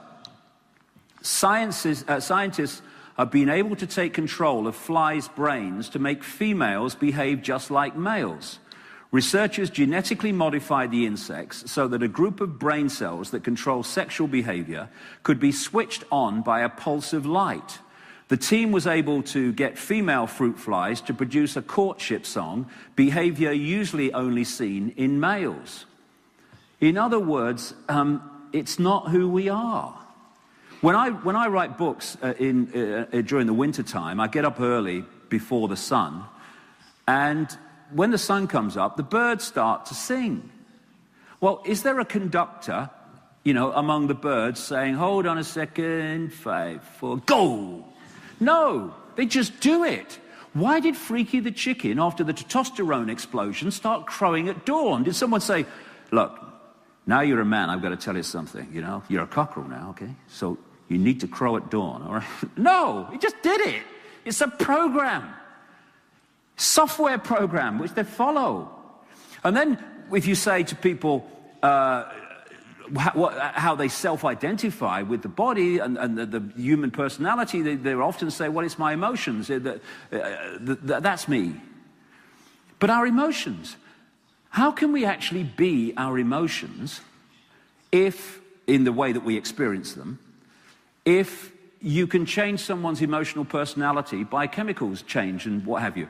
We had a lady in Britain a few years ago, again it was in all the papers, who 40 years before went spontaneously into clinical depression. For 40 years, she was in and out of institutions. They didn't know what to do with her. After 40 years, someone said to her, can you think of anything that happened about the time this started? She said, well, the only thing I can remember is that I had 19 tooth fillings with mercury. So she was advised to go on a mercury detox and have the tooth fillings removed. And she came out of clinical depression after 40 years and said, I've just found life again. And all the way through that 40 years, people would have said, who are you? She would have said, I'm a clinical depressive. No, she wasn't. The body computer system had been destabilized chemically and decoded reality that way. We are also, this is a key to understanding the control system as we go through, we are receiver transmitters of information. This is what's happening as we interact with the wireless internet, the cosmic internet. We are decoding information all the time. Now, one of the great things that is used in radio, receiver, transmission equipment is crystal. And it just so happens that this is a walking, talking crystal. That's what it is. The membrane of every cell, and we have trillions of them, is a liquid crystal. And together it makes a crystalline body computer. The earth is crystal, massively crystal. Every grain of sand is a crystal. Also part of the decoding system. And the DNA is a crystalline receiver transmitter of information. This is an article on DNA which talks about that.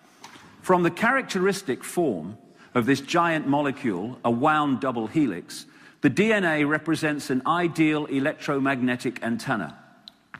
On one hand, it is elongated and thus a blade which can take up very well electrical pulses.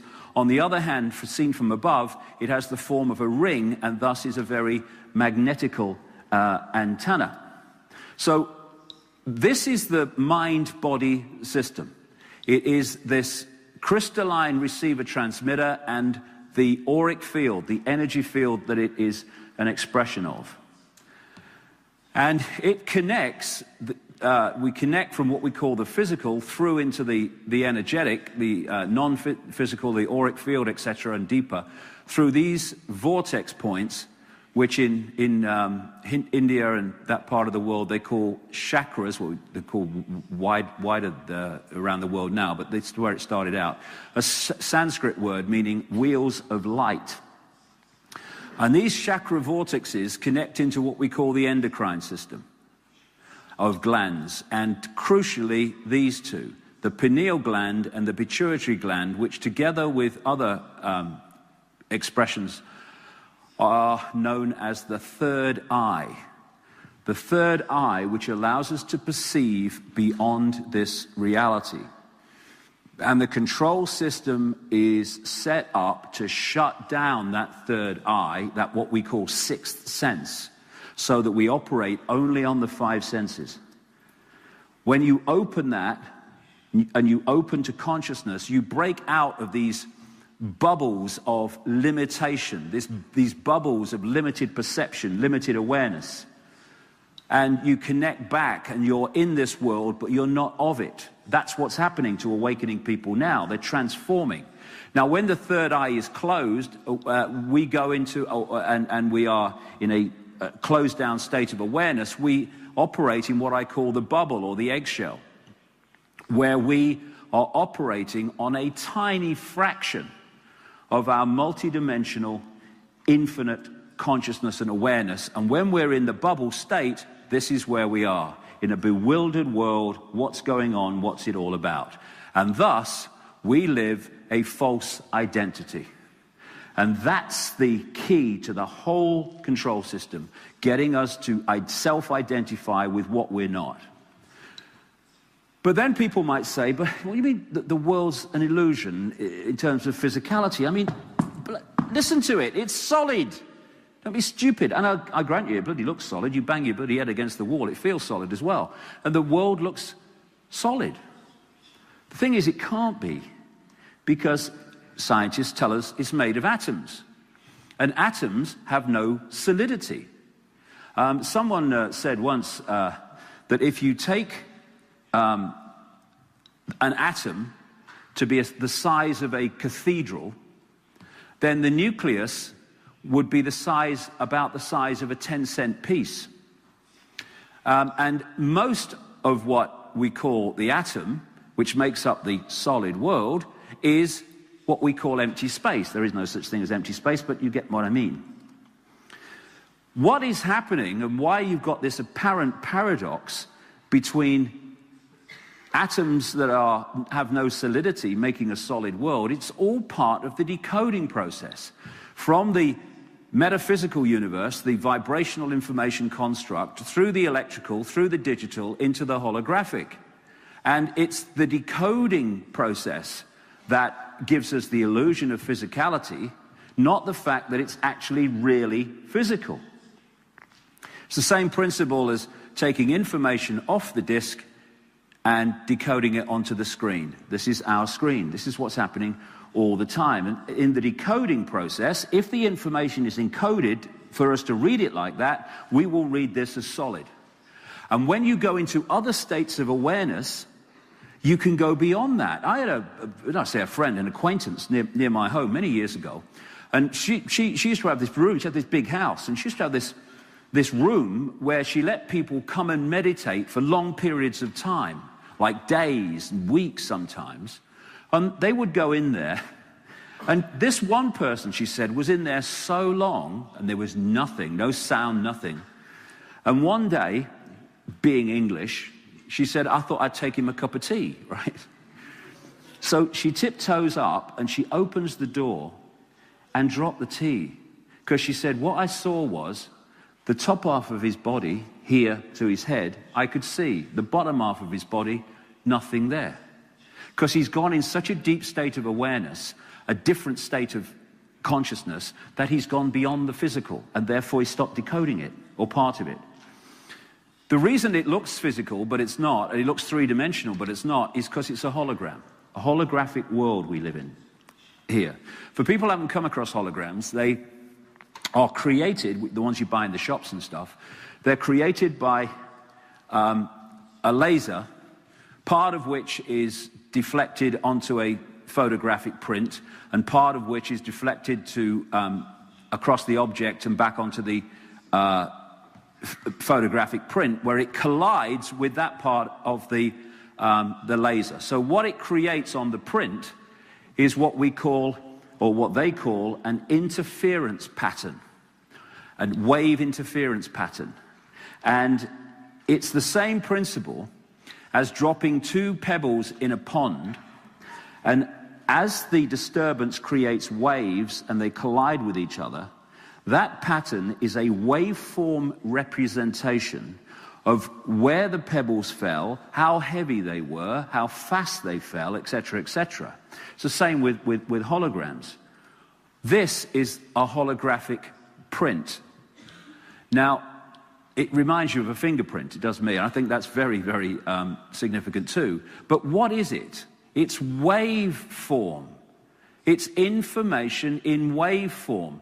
And in there is all the information about the object that's been photographed. Then they fire another laser at that waveform, and suddenly, apparently, the best of them anyway, apparently solid three-dimensional forms appear.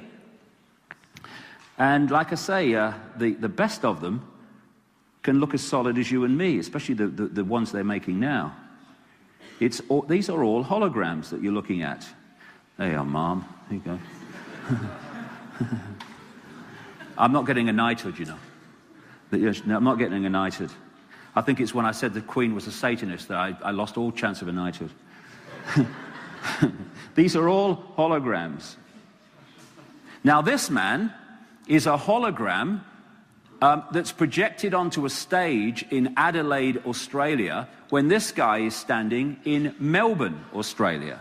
CNN have done things with projections of reporters into a studio when they're somewhere else. They look three-dimensional.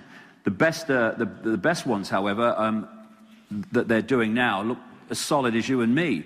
So we're decoding waveform into this, just as with a holographic situation, the laser is reading this information and turning it into three-dimensional form.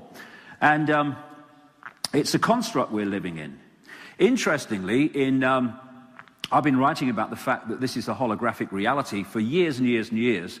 And in, I think it was January 2009, something like that, I'm passing through Heathrow Airport, and this is a mainstream, absolute mainstream scientific magazine, and the front page was, "You are a hologram projected from the edge of the universe," which is what some scientists have concluded. Well, they're right.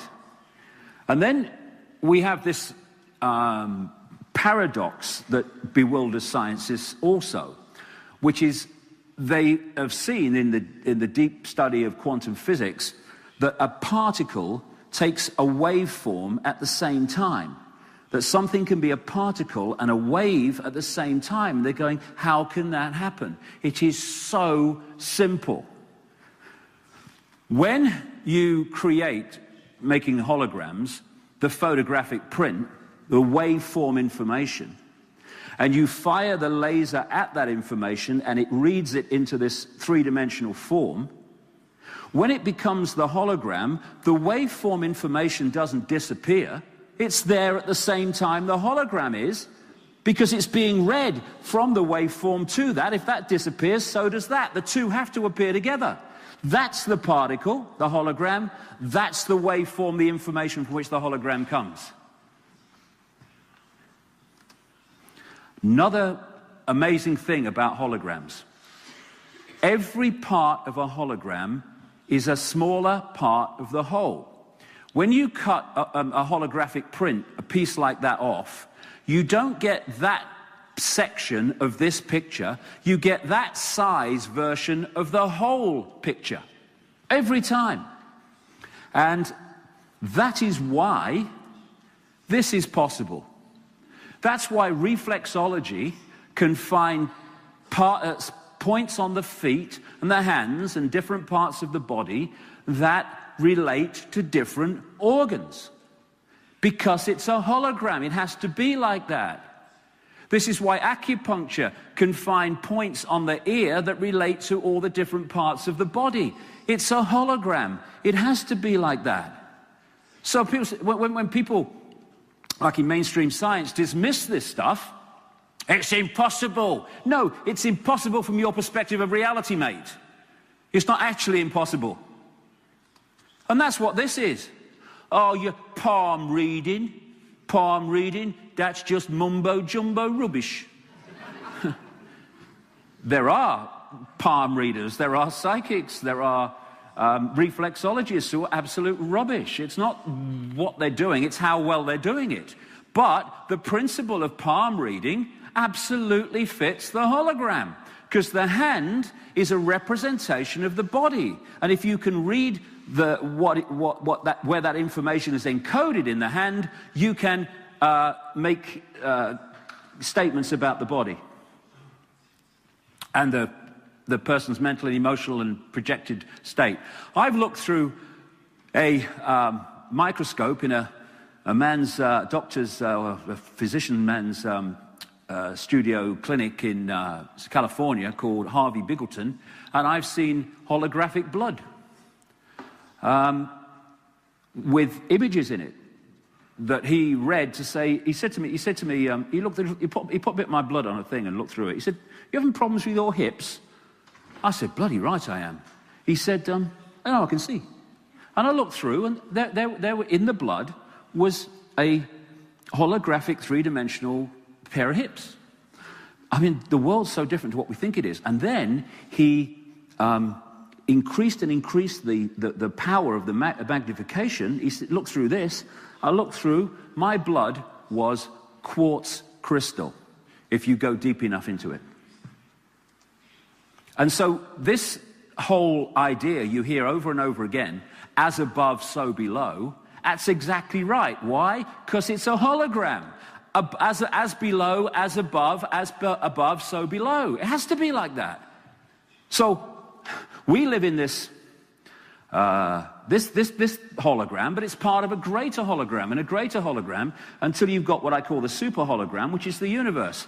And this is, again, let me just go back here. This is why, for instance, this is the human energy field, and this is the planet's energy field. Again, different levels of the hologram. And then on another level of decoding through to the holographic, we create a digital level. This is why numbers and numerology and stuff works, and why numbers keep coming up in sequences. The brain decodes at one point into digital. And what they're doing now, and this really brings us forward to this reality, is they're creating digital holograms, which are a major step forward to the way I've just described. And this was an article about this, and it said of these digital holograms, and they look so real that when Ford used a digital hologram to show off a car concept model, people stopped, afraid to walk into it. They thought the holographic car was really there. And one level of our brain works on the binary system of on-off electrical charges. What's something else that works on the on-off electrical charges? One of these things.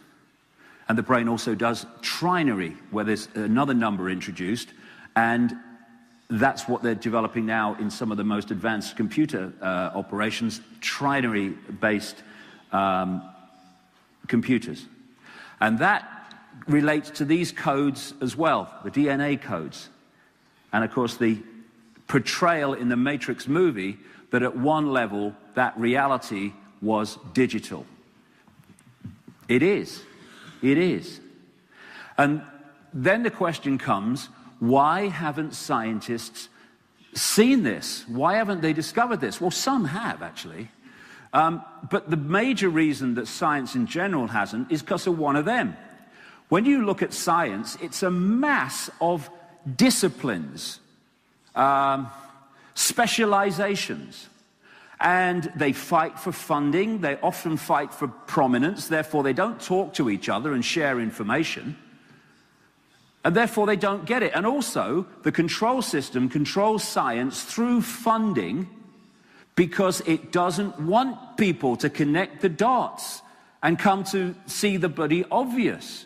And when I had that ayahuasca experience and that voice talked to me about the nature of reality for 5 hours, I didn't just accept it.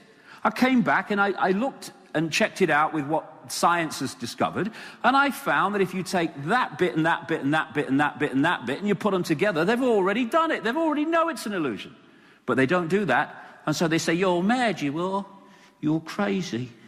When you look through the world like that, or at the world like that, which is what most science does, although some on the cutting edge of quantum physics are different, but when you look at the world like that, how are you going to understand the world? I watched a television program on British television a few months ago, and it was an hour asking the question, what is the biggest number? It went on and on and on. They went to a child. A child said, the biggest number is 10, right? And then they went on and on until this scientist reeled off this number that went on for, not ever, but for a long, long time. An hour. What's the biggest number? There is no biggest number except that. Infinity. Infinity is the biggest number because everything is infinite. And lest we need reminding, infinity, it goes on forever. The fact that they're trying to find that what the biggest number is means they're still seeing limitation. What numbers are digital expressions of vibrational states. And this is why the secret societies at the inner core level, who understand this, not most of the people in secret societies, the inner core level, they keep using the same numbers, and you see number sequences coming up all the time. You find that ancient buildings at a time when this information was more widely known were built using certain dimensions that relate to certain number systems, like pi, golden mean they call them. It's because they understood that numbers are expressions of vibration, and the vibration affects the building and what goes on in there. So what does all this mean? Okay, let's finish this section with this. What it means is humans are living a false identity from the moment they enter this world to the moment they leave it. We perceive ourselves to be humans when that's our experience. We are consciousness having the experience. We are multidimensional beings. We have endless levels of awareness that are there to be tapped into and connected with. We are not just the body. We are energy, consciousness, awareness. And people who have had near-death experiences, and I've read widely about this over the years, the common themes are amazing of what they experience, where they leave the body, and they often talk about going through a tunnel and all the rest of it. But this is what one person described in his near-death experience when he left the body. And it's fantastic what he said. He said, everything from the beginning, my birth, my ancestors, my children, my wife, everything comes together simultaneously. I saw everything about me and about everyone who was around me. I saw everything they were thinking now, what they thought then, what was happening before, what was happening now. There is no time, there is no sequence of events, no such thing as limitation, of distance, of period, of time, of place. I could be anywhere I wanted to be simultaneously. That is who we really are. And people go, oh, I'm frightened of dying. Frightened of becoming that again? Terrified. It's the lens, the body, that gives us the illusion that we're who we have been led to believe we are. And this is a key area to how it's done. How the illusion is maintained, how the sense of limitation is maintained. The brain has two hemispheres, the right brain and the left brain, and there's a bridge between the two called the corpus callosum. And when you are in a whole brain state, you have both sides of the brain speaking to each other and sharing information through that. That's not what the control system wants. The two hemispheres of the brain have very, very different ways of decoding reality. This is mainstream science I'm talking here now. The left brain decodes reality as a sequence. You see, when I say there's no time, it's understandable when people say, yeah, but there's a sequence of events, there's got to be time. No. There's got to be a way of decoding reality to appear to be a sequence. So in the now, the left side of the brain, it decodes and arranges information in a sequence. So we appear to be moving through what we call linear time. And it looks at the world in parts. The left brain decodes structure, it decodes distance, time, it decodes language, and it sees everything as apart from everything else.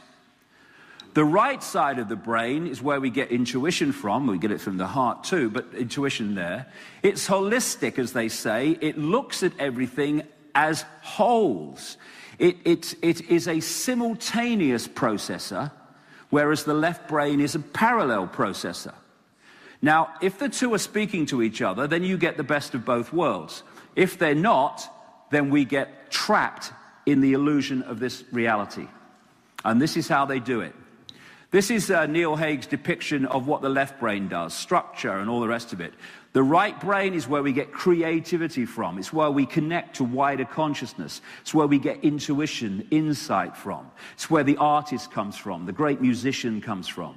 And the reason that composers could compose music while they were deaf, how do they do that? It's because they were taking it, they were decoding it at a vibrational level in another form without it actually passing through the ears. Because what is music? It's vibration. I mean, it's obvious. Now, this corpus callosum, this should be the bridge where these two exchange information. What they've done with our society, and at the core of the control system, cold, calculatedly done, is they've locked us in the left side of the brain, which only sees reality in very limited terms. What they've done is put soldiers on the door to the left brain to stop right brain perception getting in there and giving it another insight on life. We call these soldiers the education system, the mainstream media, medicine, science. Get in there, shut up. And through these methods, media, religion, education, destabilizing the body and the brain through chemical in food and drink.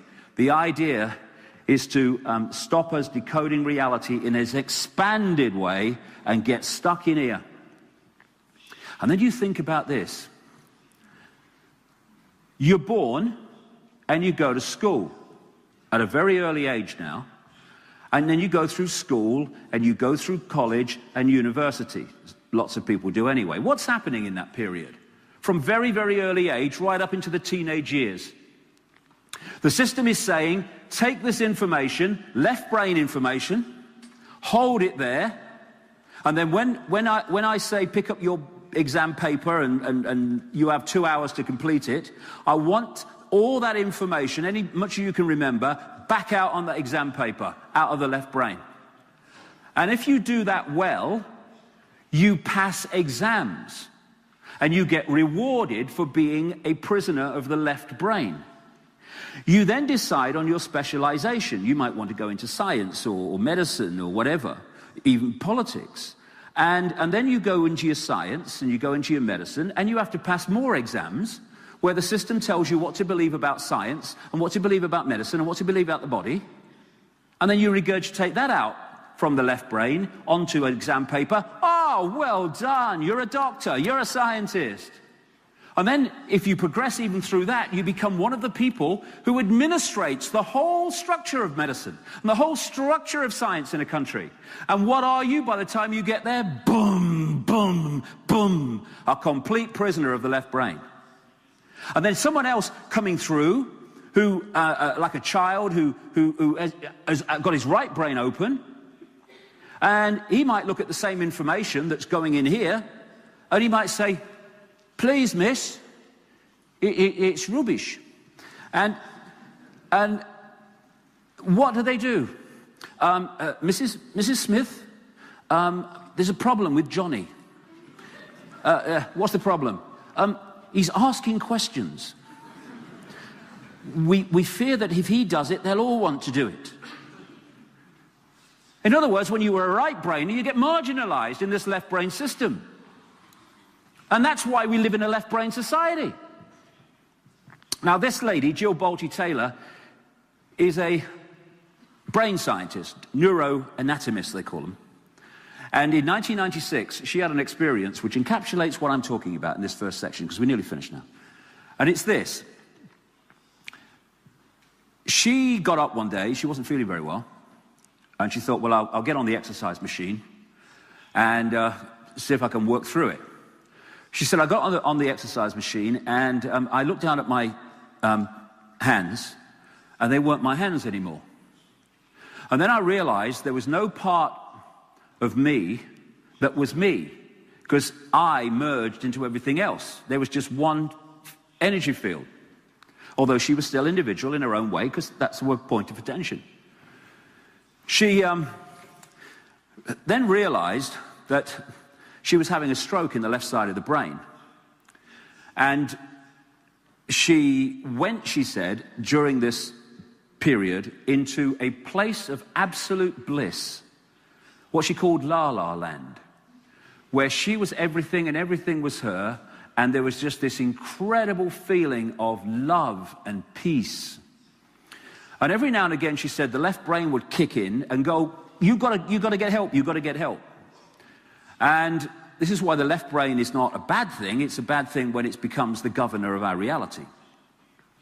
And she said, what I did, she said, I got hold of these business cards because I couldn't remember the number to ring work and ask for help, so I had to look through these business cards. And she said, as I was looking through them, I didn't see numbers or words. I saw squiggles. And this was what she said, they looked to me like pixels. What's happening is her brain's not decoding reality as it normally would, and she's gone back one stage into the digital level of the decoding system. She said, I took 45 minutes to find these, to find the squiggles that I needed. And she said, I then tried to phone work. And eventually, she managed it. And someone picked the phone up the other end. And they must have said, hello, so-and-so, so-and-so. She said, all I heard on the other end was this sound when he picked the phone up going, woof, woof, woof, woof. And she said, I said to him, this is what I said, it's Jill, I'm in trouble. And all I heard was woof, woof, woof, woof. Because the left side of the brain is no longer decoding sound waves properly, therefore producing words that we recognize. Anyway, another thing she said, while she's in this state, she said, I was released from 37 years of emotional baggage because she'd been released from the body decoding that rubbish. And she survived, thankfully. And if you go on the internet and you put Jill Bolte Taylor in, there's like a 25-minute video in which she explains in detail what happened to her. It's fascinating. So we are in such a low level of our true possibility because of the way this manipulation works. This is a man called Stephen Wiltshire. He's an English guy, and he's what they call an autistic savant. And some of these people that apparently have these sort of flaws in their brain system actually manifest staggering gifts because they're decoding reality in a way that's much closer to our true potential. This man, a boy then, was flown over London for half an hour in a helicopter. No paper, no pencils, nothing. He just had to look out the window. He came back and he drew accurately London from the air, even getting the number of windows correct. You go onto his website, stephenwiltshire.com or something like that, you will see some of the other stuff he did. He did the same in Rome. This man is an autistic savant called Daniel Tammet, and he has become famous for learning languages like that. So much so that he went onto Icelandic television and was challenged to come back a week later fluent in Icelandic. Well, you can see what bloody Icelandic's like. He came back 7 days later fluent in Icelandic.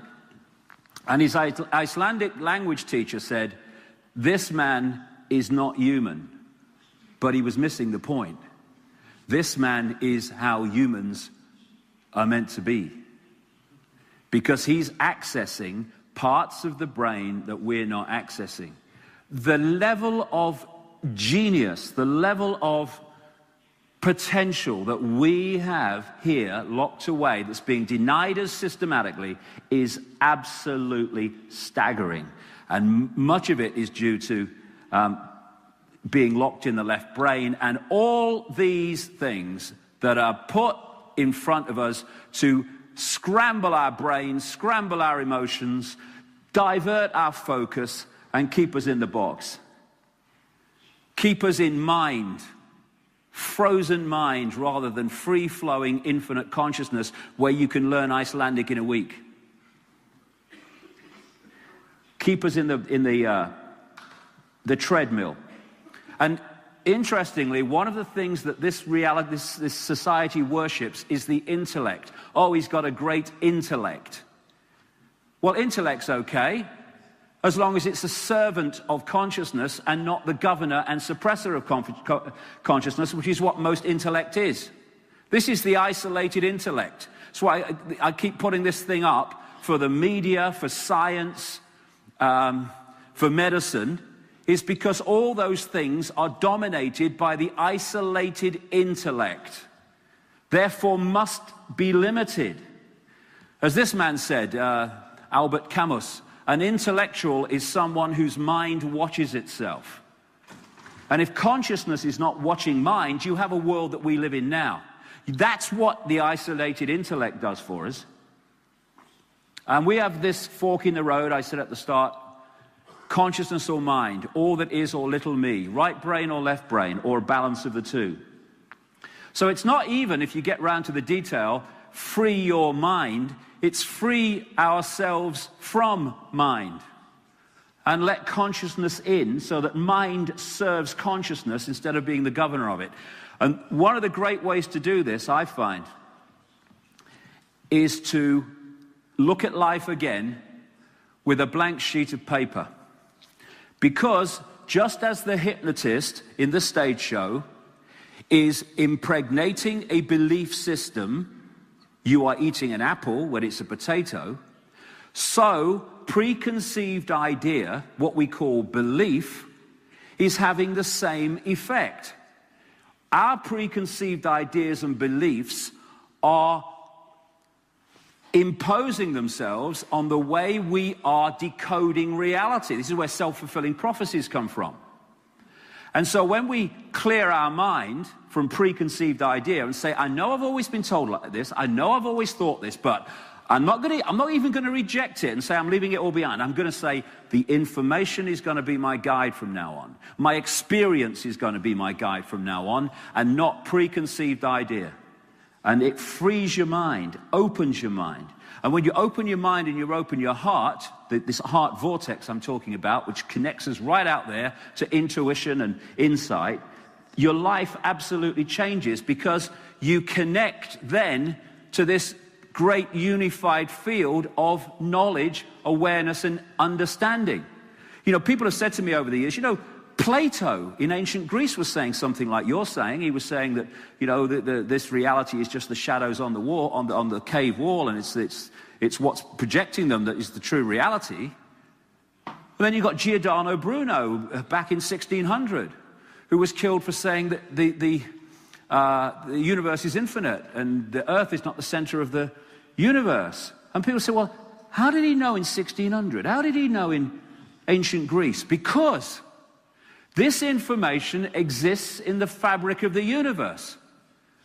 But we are operating as a humanity, not least because of the control system and its manipulations, on a vibrational level that's not accessing what is accessible to someone in ancient Greece, 1600, any time they want to do it. And as we expand our consciousness, open our minds, get out of mind into consciousness, we're starting to access those levels of awareness that hold this information. And then, hey, I see it now. And this is not David Icke doing this, or Mahatma Bloody Gandhi, or Fred Jones. It's everybody, all of us. We're all expressions of the same infinite, and we can all access it. All of us, I don't care who people are, what their job is, irrelevant. We're all capable of doing this. And realizing that, as that voice told me in the ayahuasca state in 2003, infinite love is the only truth. In other words, infinite possibility, the existence of infinite consciousness is the only truth. Everything else is illusion, a manifestation of the imagination of that consciousness in its various forms. So we're facing this fork in the road I talked about earlier. And basically it's, are we going to go through the heart and the left brain? And when you open to that level of awareness, you don't really think anymore. You know, because you're accessing the library. Or we're going to go on thinking, which is a very, very low level of awareness, very low. It's the intellect, thinking, working it out. Knowing doesn't have to work it out, it just happens. And when you open to consciousness, you are opening to the information that is available in that unified field. When you're in this state, you shut it out. When you open, you have access to that information. And that's why people in this state say things, and people in that state say, that's ridiculous, that's crazy, that's impossible, you're mad. They literally can't compute it. All these worlds that are there to connect with. So the famous English writer William Blake said, if the doors of perception were cleansed, everything would appear to man as it is, infinite. And the doors of perception are kept uncleansed systematically by this control system, as I'll get into as we go through the day. The famous French mathematician and philosopher René Descartes is well known for defining who we are as I think, therefore I am. I would update that on the body-mind level as I compute, therefore I am. But when we go beyond that into consciousness, it's I am, therefore I am. I just am all. This world just is. And this multi-level conspiracy, as we're going to get into as the day unfolds, has been set up to disconnect us from who we are and put us in a false sense of self-identity, hypnotizing us to believe a lie about our very self. Who is behind it? Well, we can talk about that in a second. And I'll be back in 10 minutes. Thank you very much. Thank you.